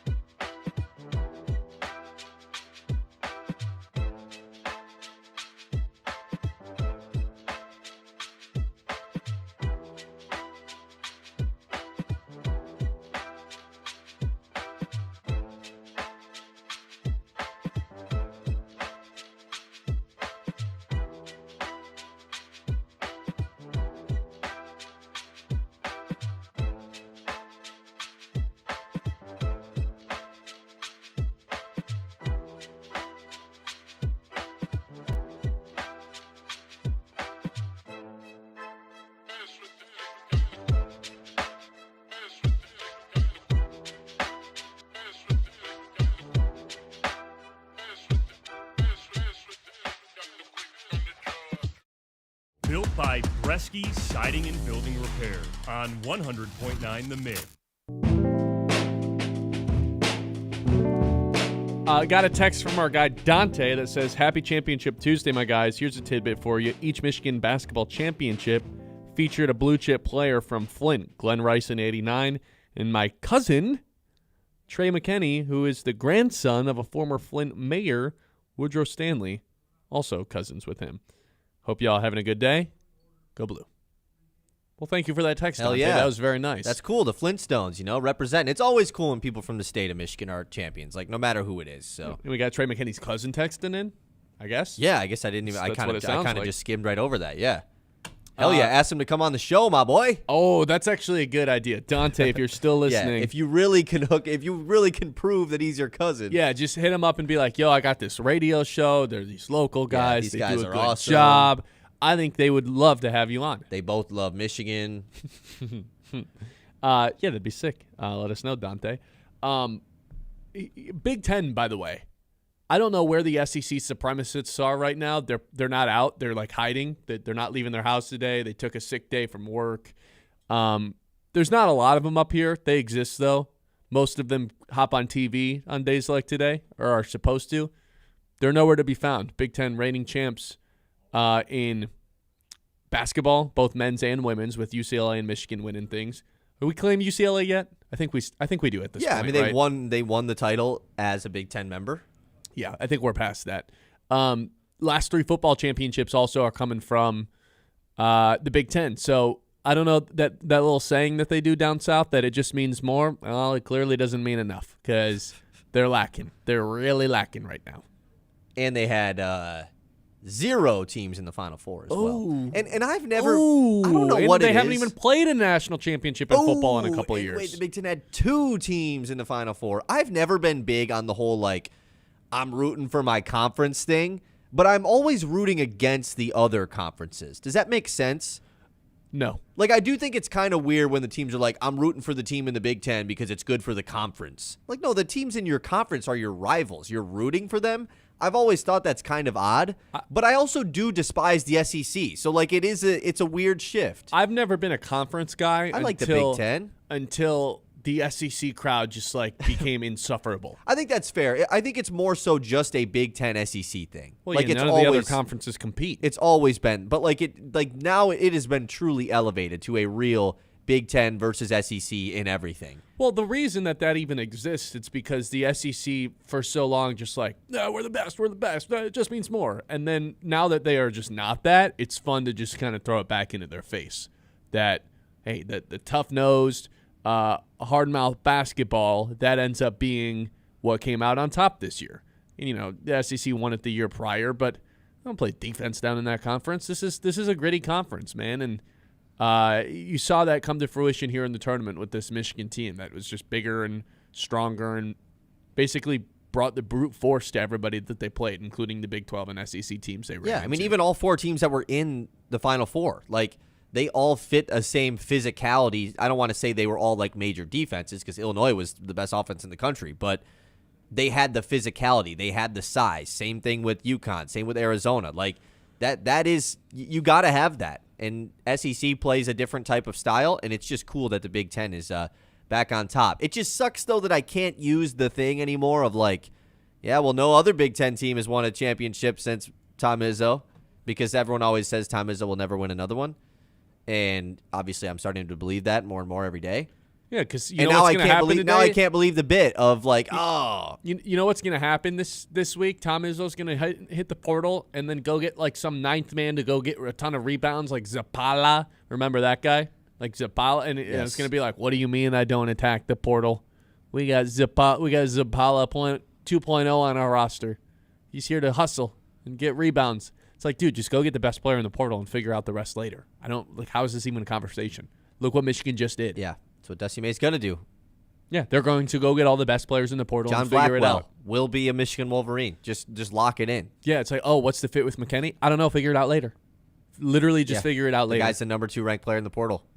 Who cares? Who is the number 1 ranked player in the portal? It's Flory Badunga from Kansas, their big man. He's the only 5 – him and Blackwell are the 2 5-star portal guys right now. And Michigan's just for sure landing one of those guys, right? I don't think I think Badunga's just already going to Texas Tech. The crystal ball has 100% him going to Texas Tech. He's also going to the draft as well, and he is a draft prospect, so he might just get drafted. But, Blackwell will more than likely. It just makes sense. Run to Brother Rice, Detroit kid, returning back home. He said he wants to go to a team that can win a national championship. The Michigan just did. Like, it makes so much sense for him to go to Michigan. Yeah. Unfortunately for all the other Big Ten teams and fans out there, I don't think this is ending. Like, do you think this is the beginning of something, or this is like the 1 year, hey, they got over the hump, and that was an incredible achievement. No one's trying to take that away, right. But that was a 1-1 team. That's the one part about this that I'm most interested to see, and I don't want to word it as like this is where Dusty May really proves himself, because he obviously just did. They won the national championship. But like phase 2 of Dusty May. Like, this is where he proves if he is, like, a all-time great coach. Yeah, the title defense. Yes. It's like, just as much part of winning the title. It's not even just about the title defense. It's like, is he going to be able to do this on a yearly basis? Rebuild the roster from the ground up on a yearly basis to being a national championship team? Because it is, like, nonetheless, I understand, like, all the resources. We talk all this about the transfer portal, NIL, this and that. It is a difficult thing to do, to completely reshape your roster on a yearly basis. Instead of just going into the year already knowing, bam, I don't mean to compare this to Michigan State, but like I was doing this exercise in my brain yesterday. MSU has like 12 guys that should be in the rotation next year, just already, currently on the team. Michigan has... They have McKinney, they have McKinney, Cadeau, likely. And then Brandon McCoy will play. Mm-hmm. Or no, so like, it's difficult to think about. Like... Yeah. They have 2 guys, and whereas MSU kind of has what they can add one guy in the portal if they want. Not saying that's a good thing for Michigan State, but it just goes to show how difficult it is for a team like Michigan to get it done. So I mean, they did it the year prior, right? Who's correct. to say they can't just go out and like? It's not like they have to get 3 of the top 5. No, I mean they did portal guys did last year. Yeah. Dusty has a way of finding guys that he thinks he can maximize their talent, that current talent isn't being utilized in the right way, and he did that with Ade Mara, who was 13 minutes a game, and he did that with Merez Johnson, who was 7 points per game the last season. He's going to have the ability, and guess what? He played both those teams last year. I almost guarantee you at some point during this week, they're going to land a portal guy that they played this year where it's just like, yep, that guy probably had a nice game against Michigan. Dusty saw something in him, and he's going to have a way bigger role next season with the Wolverines compared to the team he was on this year. He's got an eye for it. He's a great talent evaluator at the end of the day. Right. Yeah, I mean, they also are bringing in like a pretty heavy freshman class. What, 5 guys? I think it's 6 guys at this point. They have 2 guys with hard commits, 4 guys signed. So obviously not all of them are going to play. The Quinn Costello kid, I've heard a lot of really good things about. And then obviously this late ad of Brandon McCoy is going to make things pretty interesting. So that's their star guy now, right? Their star, like, freshman? Yeah. Correct. Yeah. I mean, I would assume he would be. But it also just depends on what they do in the portal. Like, it is very interesting because you do have your backcourt, quote-unquote, set up for next year, assuming Cadeau and McKinney stick to their word of saying they plan on returning next year. And also assuming LJ Kaysen's not playing next year. Which I think is probably fair to assume. At least he's not going to play for a large majority of the season. Yeah, exactly. So he'll probably just get another year of eligibility if he just doesn't play next year. Yeah, I mean, if he gets a medical redshirt next year, then yes. Correct. So, which he will get if he doesn't play. So, definitely. Yeah, this is interesting. 989-837-6125. That's the number of the Mitt message line. You know what we haven't done enough of? Just kind of recapping that game. And we'll do that here to start off the 11 o'clock hour. But just real quick, like, that was a hard-fought game, and UConn gave their best effort and really, executed their game plan basically to perfection. And I don't really think at any point I thought they were going to lose this game. Maybe it crept into my mind when Roddy Gale missed both free throws at the end, and I was like, there's just no way. I know, UConn almost started to do it again. There's no way that this is going to happen again. And I was like, banked in 3, then the missed free throws, yeah. I was like, there's no way that UConn's going to do this and Michigan's going to be on the wrong end of this. They're too well coached to be on the wrong end of it. And then McKinney comes to the line and just ice in his veins, drills both free throws. Outside of that moment where I think every Michigan fan just based off what happened Saturday or what happened in the Elite Eight. For UConn, yeah. For UConn, like it was fair to have that sort of totally. I mean, it's reaction. also the national championship game. You're never going to be like celebrating it early. And Yeah. I felt bad because right before the banked in 3, I was just like, this game's over. Like this is over. And I sent the text to my Michigan fan friends of just like as much as I talk crap and hate on this team, like congrats, like this has got to be a great They don't feeling. like when you do that. And I wasn't even trying to be like, I wasn't like doing the whole, oh, it's not over yet. Like I was just sending it because I was like ready to go to sleep. No, but just in I general, was ready to put my phone away for the night. people don't like it when you're doing that. Sure, when, and it when you was- send the congrats text before the game, Yeah, it's 0. Well, and then the second I do it, they bank in the 3. Gale misses both free throws. I'm like, oh my god, I did not mean to do that. You would have had to lock your doors if they lost that game. They would have been on their Yeah. way to your house to murder you. So in your basically, I'll sleep. never congratulate another team for winning again. Is all I learned from that. Yeah, by the that's, way, that's a reasonable thing. Dwayne says you're looking fly in your Michigan gear. By the way, Well, thank you, Dwayne. He said that in the YouTube chat. Yes, We're correct. live on YouTube right now, 100.9 the minute. Go ahead and hit that like and subscribe button on that end of things. We appreciate it here at the station. Show, as always, is brought to you by Bresky Siding and Building Repair. You can see us on YouTube. Our bright smiles, certainly bright today with the national championship. Bright smiles, they start at Scott Family Dental, where comfort, care, and clean teeth come on a standard. Locally owned by Brandon Scott, a native of the Great Lakes Bay region. The business is family-focused. They treat patients of all ages like ones of their own. From routine checkups, whitenings, crowns, and more, they've got the tools and the gentle touch to keep your smile shining. Friendly staff, modern tech, zero judgment, even if it's been a while since your last visit. So go ahead and show off those pearly whites because Scott Family Dental has your back and your teeth. We'll be right back here on the Ben Bosscher Show, rocking and rolling on a Championship Tuesday. The Ben Bosscher Show, built by Bresky Siding.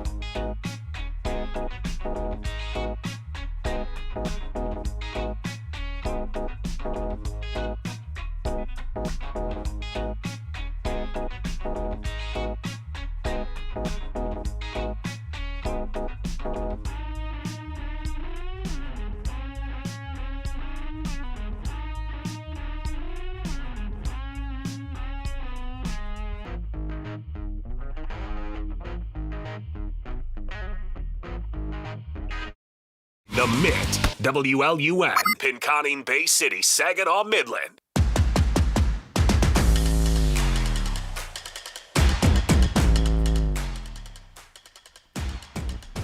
The one word I would use to describe this Michigan team, like how will we remember them? Inevitable. That would be the word that I use. The most impressive part about this Michigan basketball team to me is twofold.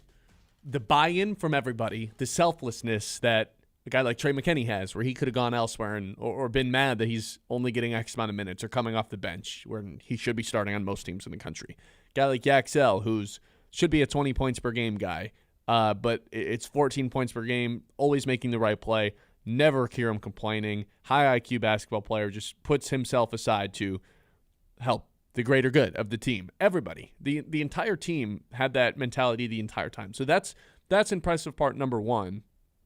Impressive part number two for them, and why I feel that they're just so inevitable, is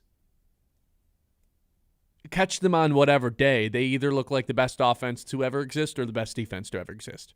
Yesterday it was the defense. National championship game, they unstoppable defense. Final Four game, well, not only did they hold Arizona to a season low 36%, but they also just like their offense was they couldn't be stopped. For all those 100-point games that they had, for all those double-digit wins that they had, where they're just blowing teams out of the water, there was just as many games that their offense looked like some of the best offenses that have ever existed, too big for anybody to handle. Just as many of those games as there was where it's just like, oh, yeah, you just can't score on them in the half court. You can't do it. 4 straight games to close March Madness, they hold an opponent, not just like any opponent, but like teams that made the Sweet 16 and beyond, to a season low in field goal percentage. Not a tournament low, a season low. That means 4 times a great team that was able to survive to the Sweet 16 runs into Michigan. It's just like, we've never seen anything like this, at least this season. We can't score. We have no idea how to score on this team. That's incredible defense. Obviously ranked number 1 defensive rating for the most part this entire season. Offense was just as good too. And it's funny because we were saying all this stuff in November when they were murdering teams early on in the year, even when they were mid-majors. And we were like, well, I guess we'll see if they can do this against good teams. Then they do it against Gonzaga. Then they start doing it in Big Ten play. From the jump, this felt like an inevitable team, and that's exactly, it's nice when you feel like that at the very beginning of the year, and you'd be like, I think this team has national championship aspirations, then actually see it play out and then win a national championship. It's pretty cool stuff. Yeah, it's something that we had been talking about with this team all season long. We'd already been crowning them as the best team in the country and the national champions so early, just saying like how well they were dominating against all these other teams.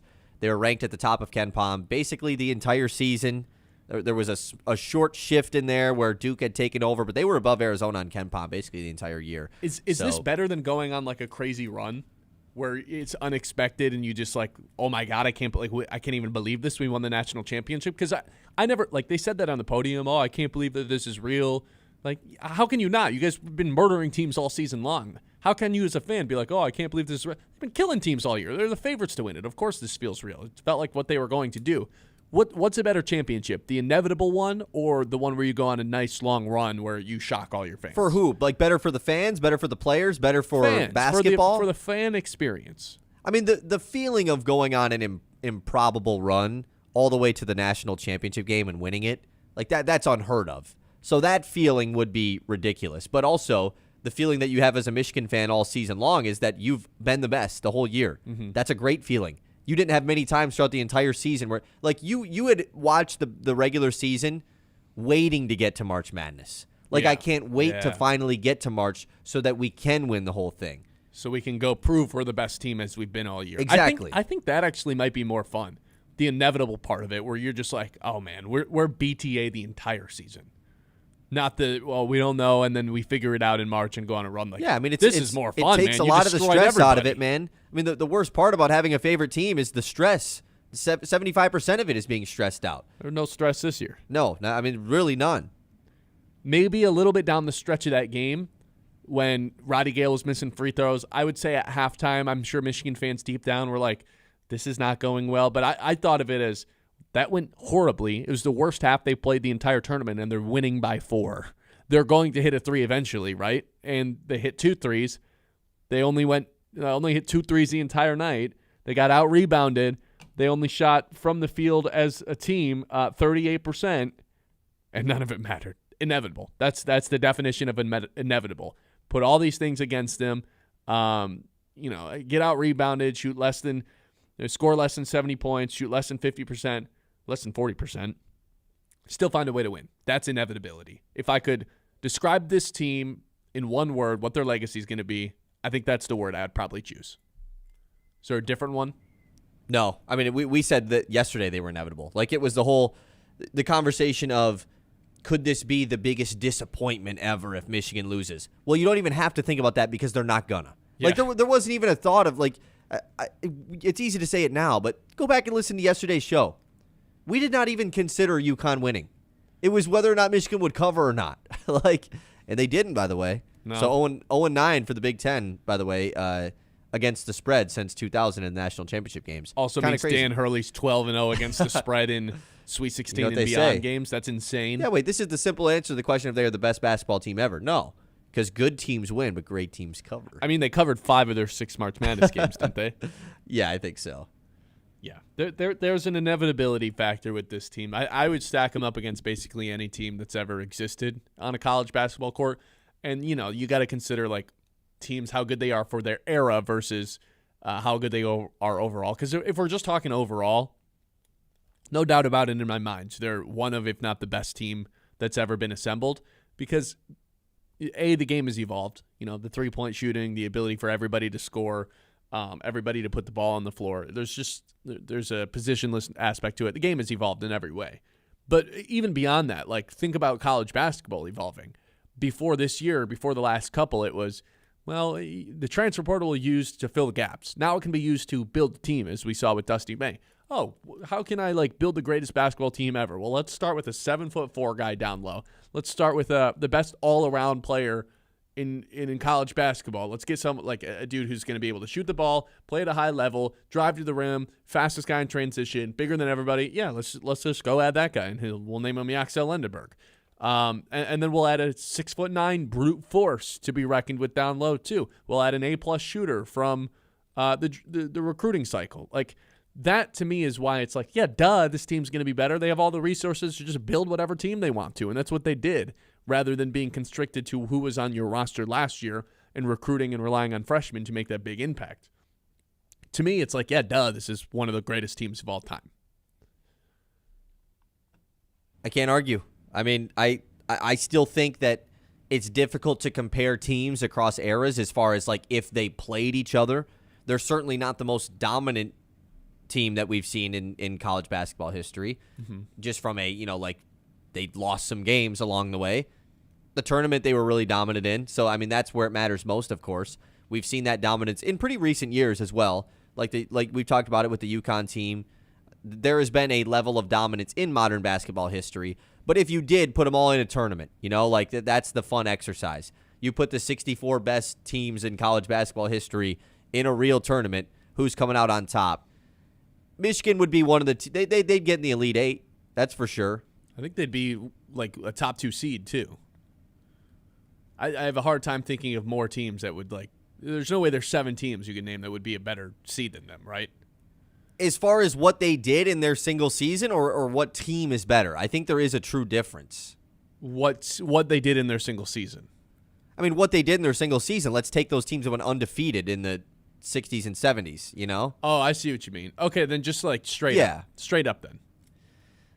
It's difficult. It really is. It's tough to find a team that you think, because even most of the teams that are considered the most dominant ever have a dominant big. Was their reason to why they were so great. And Michigan just does have the ability to match size and physicality. Not saying they would stop any of these dominant big men ever. Not saying they would stop Lou Alcindor or they would, even Anthony Davis. I'm not saying all of that. But they certainly have the guys to at least attempt to. Whitmara, Johnson, Lendeborg. They have all of that stuff. Yeah. Yeah, that's what makes it fun. Without a doubt. And it's funny, too, that, Amara had his worst game of the tournament. He couldn't make any shots. He was missing a bunch of bunnies, couldn't make layups. It took him 10 minutes to score. I couldn't believe it. Same with Taurus Reed did a pretty good job defending him early on. Yeah, and same with Yaxel. Like, Yaxel was not the same dude. That dude was not healthy yesterday, but he was out there playing anyway, played every minute in the first half, told Tracy that he looked awful, or he felt awful at halftime, Such which was a good just clip. hilarious. He was bad yesterday, and he still found a way to score, 13 points and had a block along the way, but he didn't have the same lift, and it didn't matter. Like, they just found a way to win anyway, because Cadeau was just like, don't worry, guys, I got us today. 989-837-6125. 11 o'clock hour, as always, is brought to you by Yiter Insurance. Life happens fast, and at Yiter Insurance Group, they're here to make sure you're covered every step of the way. Locally owned and trusted in Midland for decades, they treat you like family, not just another policy number. From home and auto to business and life insurance, Yiter is the right coverage for every stage of life. Their team makes insurance simple with expert advice and real people you can actually talk to. That's Yiter Insurance Group. We'll be there when you need us since 1940. The Ben Bosscher Show, built by Bresky Siding and Building Repair on 100.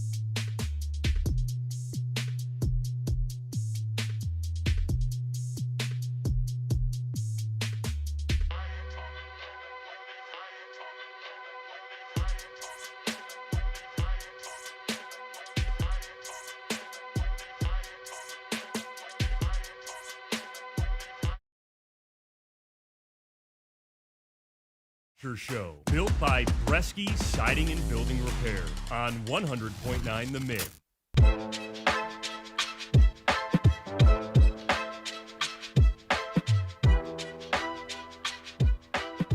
Michigan Big Ten champs, national champs for the first time since 1989. Pistons also won the NBA Finals that year, by the way. So just kind of crossing our fingers and hoping that can stay in effect. Dusty May did pop on TV this morning and say hopefully we can get another great roster in the next few weeks and we can really enjoy it and reflect on it later. This guy's a psychopath, man. He's like, yeah, we'll celebrate the national championship later. Back to work for today. We got to go get this recruiting class. He's already got the number 2 recruiting class in the nation after McCoy signed, only behind Duke, one spot ahead of MSU. If they can do that and then also bring together one of the best portals in the country too, I have no reason to think that they wouldn't, bounce back. I'm not saying they go back to back, but like be another great team that's going to contend to win the Big Ten on a year-to-year basis. I really have no reason to think that as long as Dusty May's the head coach at Michigan, they're not going to be Big Ten title contenders every year. Yeah, that's it. That's the one thing that we can guarantee. We can have the conversation about will they be able to build a national championship roster on a yearly basis. Answer to that's probably no. That seems like a pretty ridiculous ask. Yeah, exactly. I mean, it's so difficult to go to the national championship and win it all. I mean, but if you can be a Big Ten title contender every year, like doesn't that kind of make you, even in the years where you're not great, national championship contender of sorts? Yeah, even if you're not the favorite. If you win the conference that was considered the first or second best in the country this year. Yeah. Then sure, yeah. I mean, like, you're obviously a contender, but I'm saying you don't have to be the favorites to win it every year. But like, you can be Duke. You can be the favorites going in every year and not make the Final Four. Like, yeah, that's different. Like it's actually Duke's conference it's actually sucks. Yeah, but I'm just saying getting there. Like you can go into the tournament as the champion of a conference and then just lose early, and then it doesn't matter. You weren't a national championship contender because you didn't have a chance to contend for it. So, like, wait, you're saying if you don't make the Final Four, you're not a contender all year? No, but you're not anymore. Like you can reflect on that season and say, yeah, this team was not a national championship team because they literally weren't. You think that any team that doesn't compete to win a national championship at the end is not a national title contender the whole year? That is literally the definition of it. You don't think Duke was a title contender this whole year? They lost in the Elite Eight. They were not a national championship contending team. Yeah, but all year, okay, so let's say Michigan I'm not saying goes all year long. When you reflect on how a season was postseason, I can look back at Michigan State's season and say that team was obviously not contending for a national championship. Duke was not. They lost in the Elite Eight. Florida disagree. Florida was not. I disagree. Florida was not running it back. They were not nearly as good as their national championship roster. I disagree with this because if Duke just doesn't lose in the most improbable way, like they go to the Final Four and then what? They lose that game and they're just not title contenders. If Michigan doesn't win if it all, you go to the Final Four, are you not was Arizona a title contender all year? Yes, they were. Because they made a Final Four. They made the Final Four. I don't get what you're saying. They lost to the team that won the national championship. So any team that doesn't make the Final Four was never a title contender. Is that what you're saying? I'm not saying they never were, like it was wrong in the middle of the season to say it. But when you look back and recap the season, Duke was not a national championship contending team. Yes, they were. I don't understand this. Yes, they were. How were they not? Because they lost once. Or they lost once to a really good UConn team. You lose once in the tournament, your season's done. Yeah, I know, but that's the beauty of the tournament. Everybody loses once except one team. That's the beauty of the tournament, though. I'm saying, so if Michigan goes to the Elite Eight next year and wins the Big Ten, but they don't end up winning, they lose in the Elite Eight. Yeah, they were not a national championship team. That's insane. How is it insane? You don't make it. You're not a national championship team. Because you lost once. You still could have contended if the dominoes fall differently. So does that mean every team that loses is a national championship contending team? No, because there's some teams everybody that make loses the tournament once. that are that just have no chance of winning the national championship. If you're one of the 5 or 6 best teams in terms of the odds that we think, remember at the beginning of the tournament we said we think these are the teams that can win the national championship, and we listed 6 teams. Sure, those are your title contenders going into the year. Those are your championship contenders. We're saying right now the way that we got out of this conversation was, can Dusty May build that every single year. And we said that's a ridiculous ask. As long as they're contending to win the Big Ten, they're, in hindsight, at the very least, a Tier 2 title contender on a year-to-year basis. That's fine. Right? I don't get what you're saying now. I think we're just yelling at each other about random things. Here's what I don't understand anymore. What I am saying is you're speaking in the middle of the season. You're talking about when going into the tournament. That's not what I'm talking about. I'm saying once the season is concluded and you look back, because we do a lot of these predictions throughout the season. What we don't do a lot of is going back and looking at what actually happened and talking about it afterwards, except for what we're doing with Michigan today. You can look back at this season and say, yeah, we were wrong about Duke being a national championship team because they weren't. Michigan, we were right about that because they obviously were. So if Michigan were to lose, we were wrong to have lost to UConn yesterday. They were never. No, they competed for a national championship. They were a national championship team. They competed for one. They played in the game. Whereas, where we were wrong? We were wrong saying UConn was overrated playing in the Big East all season because it wasn't a great conference. We were wrong about that. They competed for a national championship. They were led by the best coach in the country. That was probably something I overlooked. I guess, yeah, 2020 is always hindsight, but I don't want the outcome to dictate how he felt the entire season. Right. Sometimes that can still be true. But that's how it works, though, right? That's how everything works. Sure. Yes, you're right. Because if not, then you're just playing a what-if game. And what's the point of doing the what-if? Let's look at what actually happened. Okay, but let's take a team like Loyola Chicago in 2018, for example. They were title contenders the whole time because it got to a Final Four. No, they were never title contenders. Sure, no, but they there's ended up outliers. Going on a run. There's outliers. There's teams that go on crazy runs like that. Dusty May's FAU team was not a national championship team. Right. They went on a crazy historic Cinderella run that came short. Some teams go on runs that don't even come up short, and they finish the whole thing, and you never thought they were national championship teams. UConn, 2011. Yeah. Perfect Precisely. Example. Yeah, I guess I don't really know what we're arguing about at this I don't really know either. I do know is Dusty May has the number 2 recruiting class coming in and is going to attack the portal. I'd be shocked if he didn't have a top 5 portal class as well. That's funny. Where we're getting. Seth Davis built a way too early top 25. He dropped this yesterday before the game even happened. Dude had MSU ranked 1. Dude had Michigan ranked 3. It's just I hate these rankings. The transfer portal people aren't even committing to the teams. We're just giving Michigan number 3 without even knowing who's on their team just because. I've always hated all of those way too early. That makes things. no sense, especially in today's. It makes literally no sense. What'd you say Michigan was? They got Michigan 3 was guys on their 3rd. roster. Yeah, they have those freshmen coming in, and they have 2 guys who we think are returning. It's just an odd exercise. You want to hear a crazy funny stat? Sure. Terrace Reed, 2 years at Michigan, 2 years at UConn. Those schools won 2 national championships in 3 years. 3 and 4 years. Or 3 and 4 years, and he didn't win any of them. Tough day to be Sad, Terrace man. Reed. God, waking up in the morning. that's really unfortunate. Yeah, very, very tough day to be Terrace Reed. He was happy post-game, though. It was kind of cool. Tracy Wolfson had that hit that was basically saying this is not a revenge game for Terrace Reed. Him and Damari Burnett are super tight. They're boys still, and he's happy for them. And it's not a revenge game, which I don't know. I thought that was cool. Are we allowed to say that Dusty May's top 2 coach in college basketball right now? Ooh, you really stretch that up to 2, huh? Yeah, it feels almost like you can't even. Did the 2 best coaches face off last night? Is what you're saying? Yes. Calvin Sampson, the fact that he's never gotten it done, are we booting him out of this conversation? Are we booting out Calipari, who's always got a great team and great players on it? Can we go as far as saying that Dusty May's the second best coach in college basketball? Is he better than Tom Izzo? I was just going to say, has he passed Tom Izzo? We did the questionnaire on our Instagram page and Facebook a couple weeks ago asking who's the better coach. And I think he has. I think everybody said Tom Izzo. Which is insane looking back.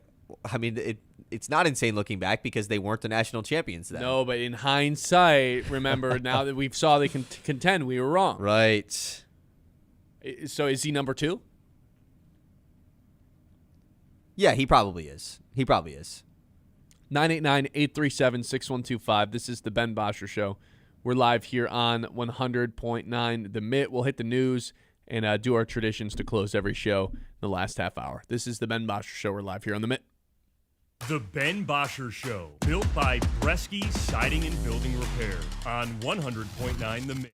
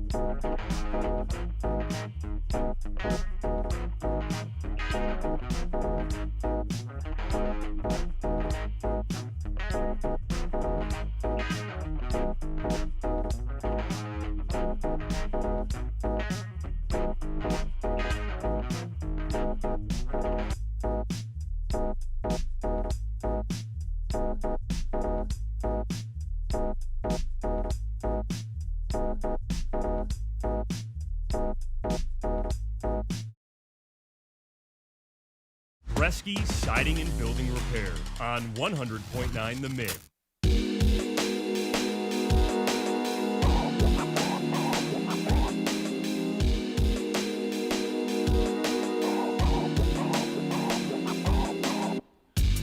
All right, forward hat or backwards hat? What looks tougher?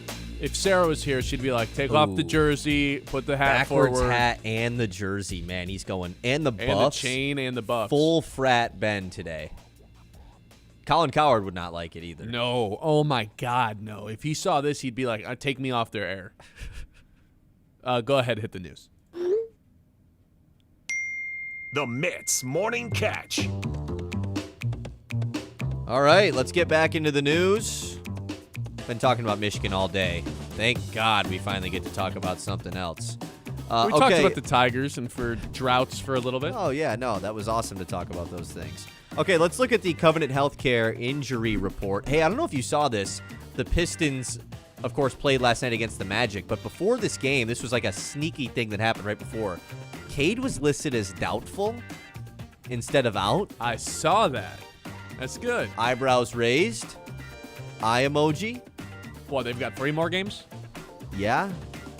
Hornets to close things out. And then 2 more. They got the Bucks tomorrow, the Hornets on Friday, and then the Pacers on Sunday. They'll for sure win 2 of those games. Yeah, the Bucks and Pacers are just a joke. They're not. I mean, they're trying to lose games. Yeah. And if they can win that Hornets game, that would put them at 60 wins. Ooh, you're right. I didn't think about that. That would be so sweet. After Cade get to got 60 hurt, wins, man. After Cade got hurt, we thought there was no chance of this happening. And Yeah, we Danis crossed that Jenkins out. was just like, you know what? I got you guys. Yeah. Do not worry. He did full Greg Jennings. I put the team on my back, though. Only it'd be the 3rd time in Pistons franchise history to get to 60 wins. 3rd time ever. 2006, 1989. Potentially this year if they can win 3 games to close the year. I don't think it's going to happen, though, because I think they're just going to be resting their guys as they did yesterday. Maybe not against Charlotte, though. Like, hopefully Charlotte's the game they take serious because they might play them in the first round. The other 2 games I would expect, yeah, probably resting going on. But maybe Cade comes back. Who knows? He can't get That'd to be 65, though, right? Yeah, he's out at 61. Yeah, so it is over. That Unless they sucks. can get it appealed, but I Right. don't think it's I going don't, to happen. I don't think it is either, unfortunately. It'll happen for Duren, though. Duren will make it. Yes. Duren's he like a will. lock to make All-NBA at this point. Hopefully. A lock might be a stretch, but Think about all the guys that are hurt, though. good point. Yeah, I mean, there is so many. Like, Luka technically might not even make All-NBA at this point. Yeah. Which is crazy. Okay, speaking of teams that might make the playoffs, we were just talking about the Charlotte Hornets. They might make it. How about the Red Wings? They play tonight against the Columbus Blue Jackets tonight at 7. What do you mean? Red Wings playoffs, same sentence? No, that's... I mean, if they lose today, basically it's done. This is like a must-win. Yeah, I mean, they have four... Ooh, is this a real, like, can we actually crown this a must-win game? Absolutely. They have right now a 21% chance to make the I guess that was as of yesterday. I can check what it is right now. A 21% chance to make the playoffs. And their next 2 games are against teams that are right in the race with them. They've got 88 points right now after just the most embarrassing weekend ever where they could have really taken a step forward as a playoff team. They lost both the games. And their next 2 games are against teams in that playoff race with them for that last wild card spot in the Eastern Conference. We've made it here again. I just have a hard time thinking they're going to win both of these games. So. Yeah. Actually, wow, the odds have just fallen pretty dramatically. 14.5% chance to make the playoffs. Ooh, so somebody must have won yesterday that wasn't supposed to for the Red Wings. And you said tonight it's against Columbus. That's the team with a 25% chance to make the playoffs. Flyers 54. Those are their next 2 games. Yikes. They lose both of those, they're cooked. I mean, they might just be cooked even if they lose tonight. Yeah, so. I would imagine they Major game tonight for the Red Wings. You got that with the Tigers. Tarek Skubal bump day today, taking on Taj Bradley. That's at 7:40. So a little double dose of Detroit going on tonight. Yeah, 2 different streaming platforms. Yeah, love that. Which honestly, maybe it isn't that bad because then you can't dual screen on the same TV though. I'll tell you what, if the Red Wings lose tonight, though, I'm probably canceling my FanDuel Sports Network subscription. But you still got a couple more Pistons games. Is the I'm Hornets checking to game on see. ESPN or anything? I don't think either of them are. You sure about that? Are you sure about that? Yeah, no, they're all just on FanDuel Sports Okay, Network. well then Friday I'm canceling my FanDuel Sports Network Yes. subscription. Oh, you don't care about the last game of the year on Sunday? I mean, at that point, you might as well just cancel it Sunday, right? Like, you're not paying an extra for Nobody's 2 gonna days. play in that game on Sunday. But, like, it's not like you're paying extra to watch it for the following 2 days. You're going to get it for the rest of the month. It's going to go through the end of the month. I'm mostly saying this as a reminder to people to cancel their Yes, FanDuel Sports trust Network. me, we will be reminding the people because we're all canceling it. There's no point in having it this summer. They're not streaming anything. Unless you want to have it for next season's Pistons. Wait, no, actually, but I already paid for the year. So did Crap. but that's what I'm saying. You have to remember to cancel it as second the season's done so you don't forget. Yeah. Okay, whatever. Let's, for you degenerates out there, 2027 college basketball champions. Guess them. Top 5. Odds-wise, yes. Duke, Duke is the favorite at plus 700. Michigan, They are second at plus 750. UConn, Not UConn. Florida. UConn is 7th. Florida is 4th, correct, plus 1,300. Houston. Houston is tied for 5th, plus 1,500. You're just missing one team. I don't think it's Sparty. Sparty is tied for 5th, though, with Houston. Oh, okay. It won't be Mainly because they're Purdue. the only losing team in the guys. country you know what their roster looks like currently. Won't be Purdue. They're losing guys. Really good team this year? Kansas? No, they're close, though. Really good team this year. Like a 1 seed Like good? a 1 seed good. Arizona? Arizona, plus 1,200. They'll never win the title. They'll never win the title, he says.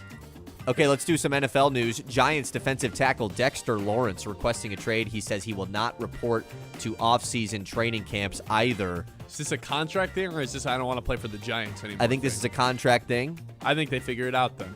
They're not paying anybody. They've got a rookie quarterback. Yeah. Pay your guy if you want to be.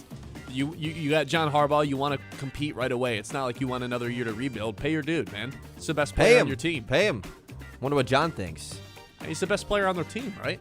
Relative to his peers at the position. Probably, yeah. He's the best guy. I guess Yeah. Malik Neighbors. Yeah, Lawrence is probably their best player. I mean, he's one of the better defensive players in all the leagues. Yeah. So, yeah, Pay him. You got to pay him definitely. He's Sexy Dexy too. You know, he's got the greatest nickname. If they don't get this done, same old Giants. Right.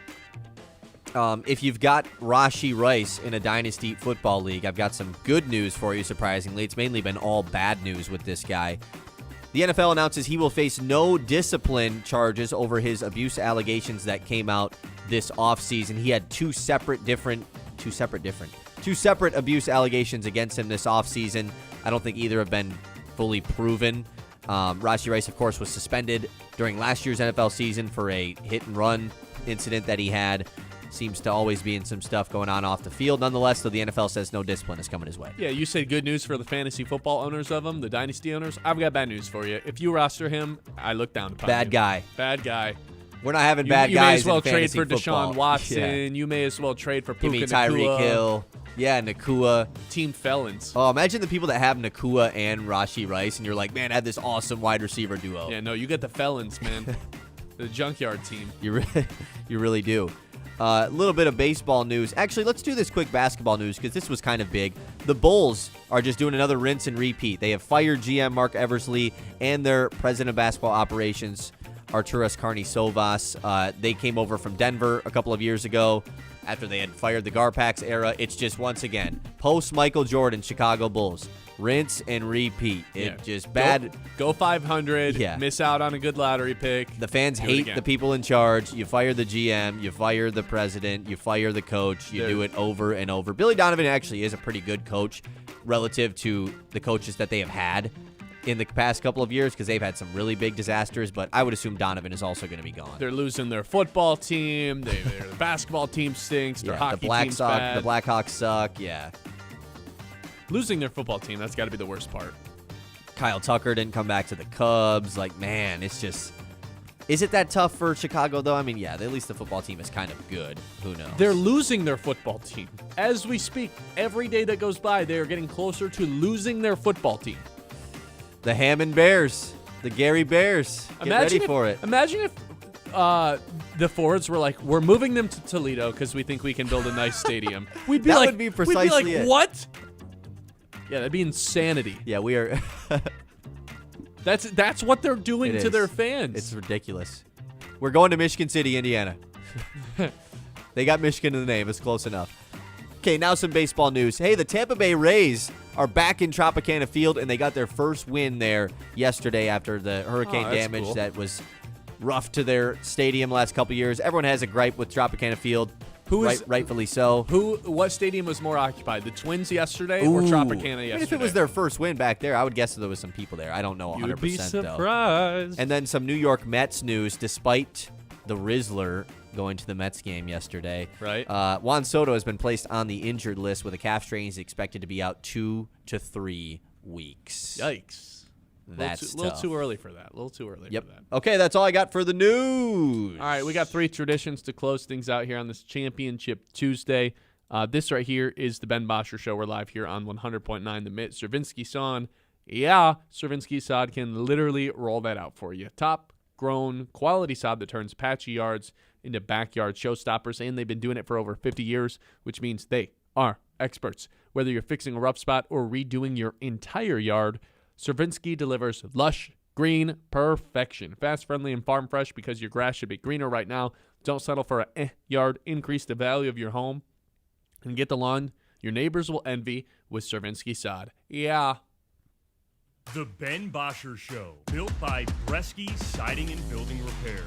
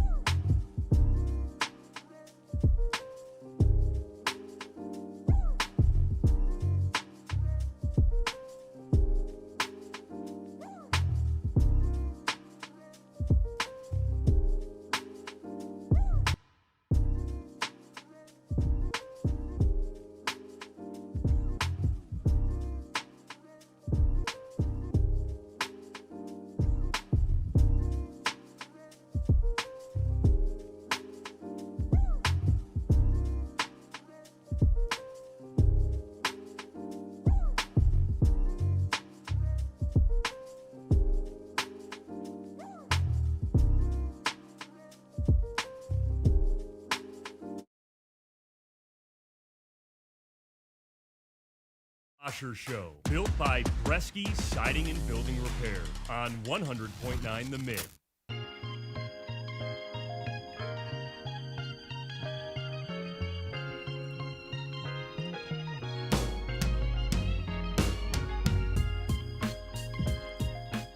All right, we have 3 traditions to close things out here. The first tradition we have is our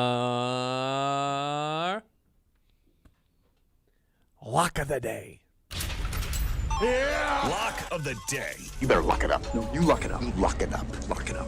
Lock it up. All right, yesterday we took, Yaxel to score 15. No, didn't hit. He looked terrible. I can't believe he even came close to that, honestly. He had no lift in his legs. He's not the same player in transition. 0 for 5 from downtown.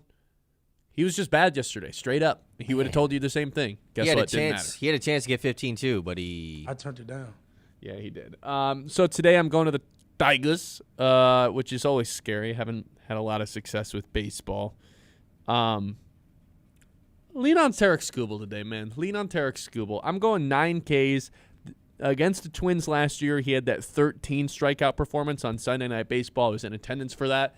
It was fantastic, making Twins players bend at the knees, fold in half. Just on your knees.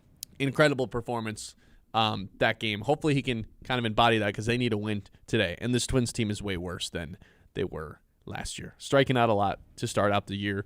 He's only actually had a 9 strikeout game once against Minnesota in his career, but this is where we are with Tarek Skubal. 8 strikeouts somehow is minus odds. So I'm going the 9 Ks. It also, he is due. I was just going to say that. I think we did this a lot last year with the Skubal Ks. We tactically picked when to bet on the Skubal Ks because it's as stupid as it sounds to say he's due. He just so is due. Yeah, he's due for a 10 strikeout game. He has not. He only has 9 Ks on the year.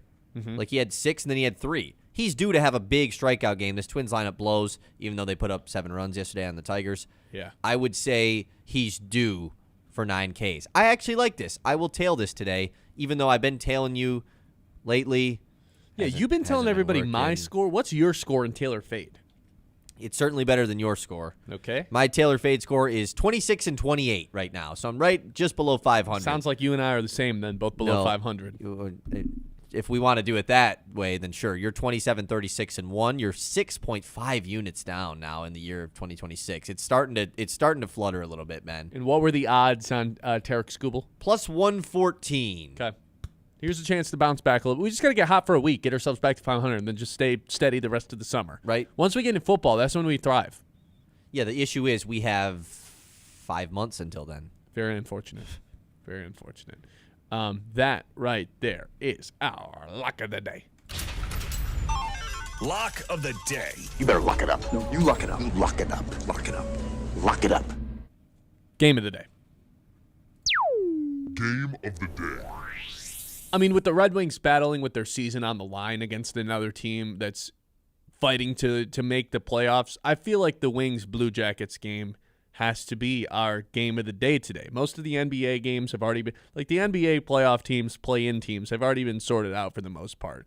NHL, it's going to come down to the last couple games with the point system. So I'll go with the Wings and the Columbus Blue Jackets today in what is the first must-win, but like a true must-win game for the Red Wings. They lose this, they're done. They have a 14% chance to make the playoffs right now. They lose this, I don't know what it exactly goes to. I'll tell you this, it won't be good. Would you consider this a must-win game? I would indeed. Game of the day. Any pushback there? Is there a game I'm missing? No. I mean, Tarek Skubal bump day is always like, oh, that's fun. Yeah, but it's in Minnesota. There'll be like 20 people there. Yeah. We're at the point in the NBA season where I don't think there ever is going to be an NBA game of the day until the playoffs. Mm-hmm. Like this last week is always just like you have Thunder Lakers tonight. Oh, cool. Like yeah, no Reeves, no Luka. Yeah, maybe if LeBron goes off again, but they got killed the other night. Like can the NBA standings, Hornets Celtics is kind of fun. If everybody plays. That's actually kind of good. Is that a primetime game? It's on NBC. It's actually kind of good. How many like playoff spots are still up in the air in terms of like can standings even be moved around? Not really. I mean, the play-in teams are all still battling.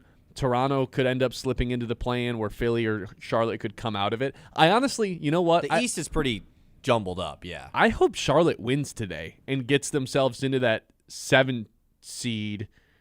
But it doesn't really matter, though, because then they could just still be the 8 seed with the play-in. No, but they're only... you want to get up to the 6. I want Charlotte to be a 6 seed. Then they would beat John's Knicks. Oh! That'd be nice.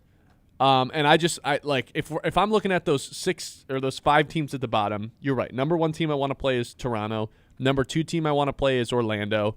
Then there's like a gap. Those are the 2, we'll smoke those teams. Then I'd say Miami.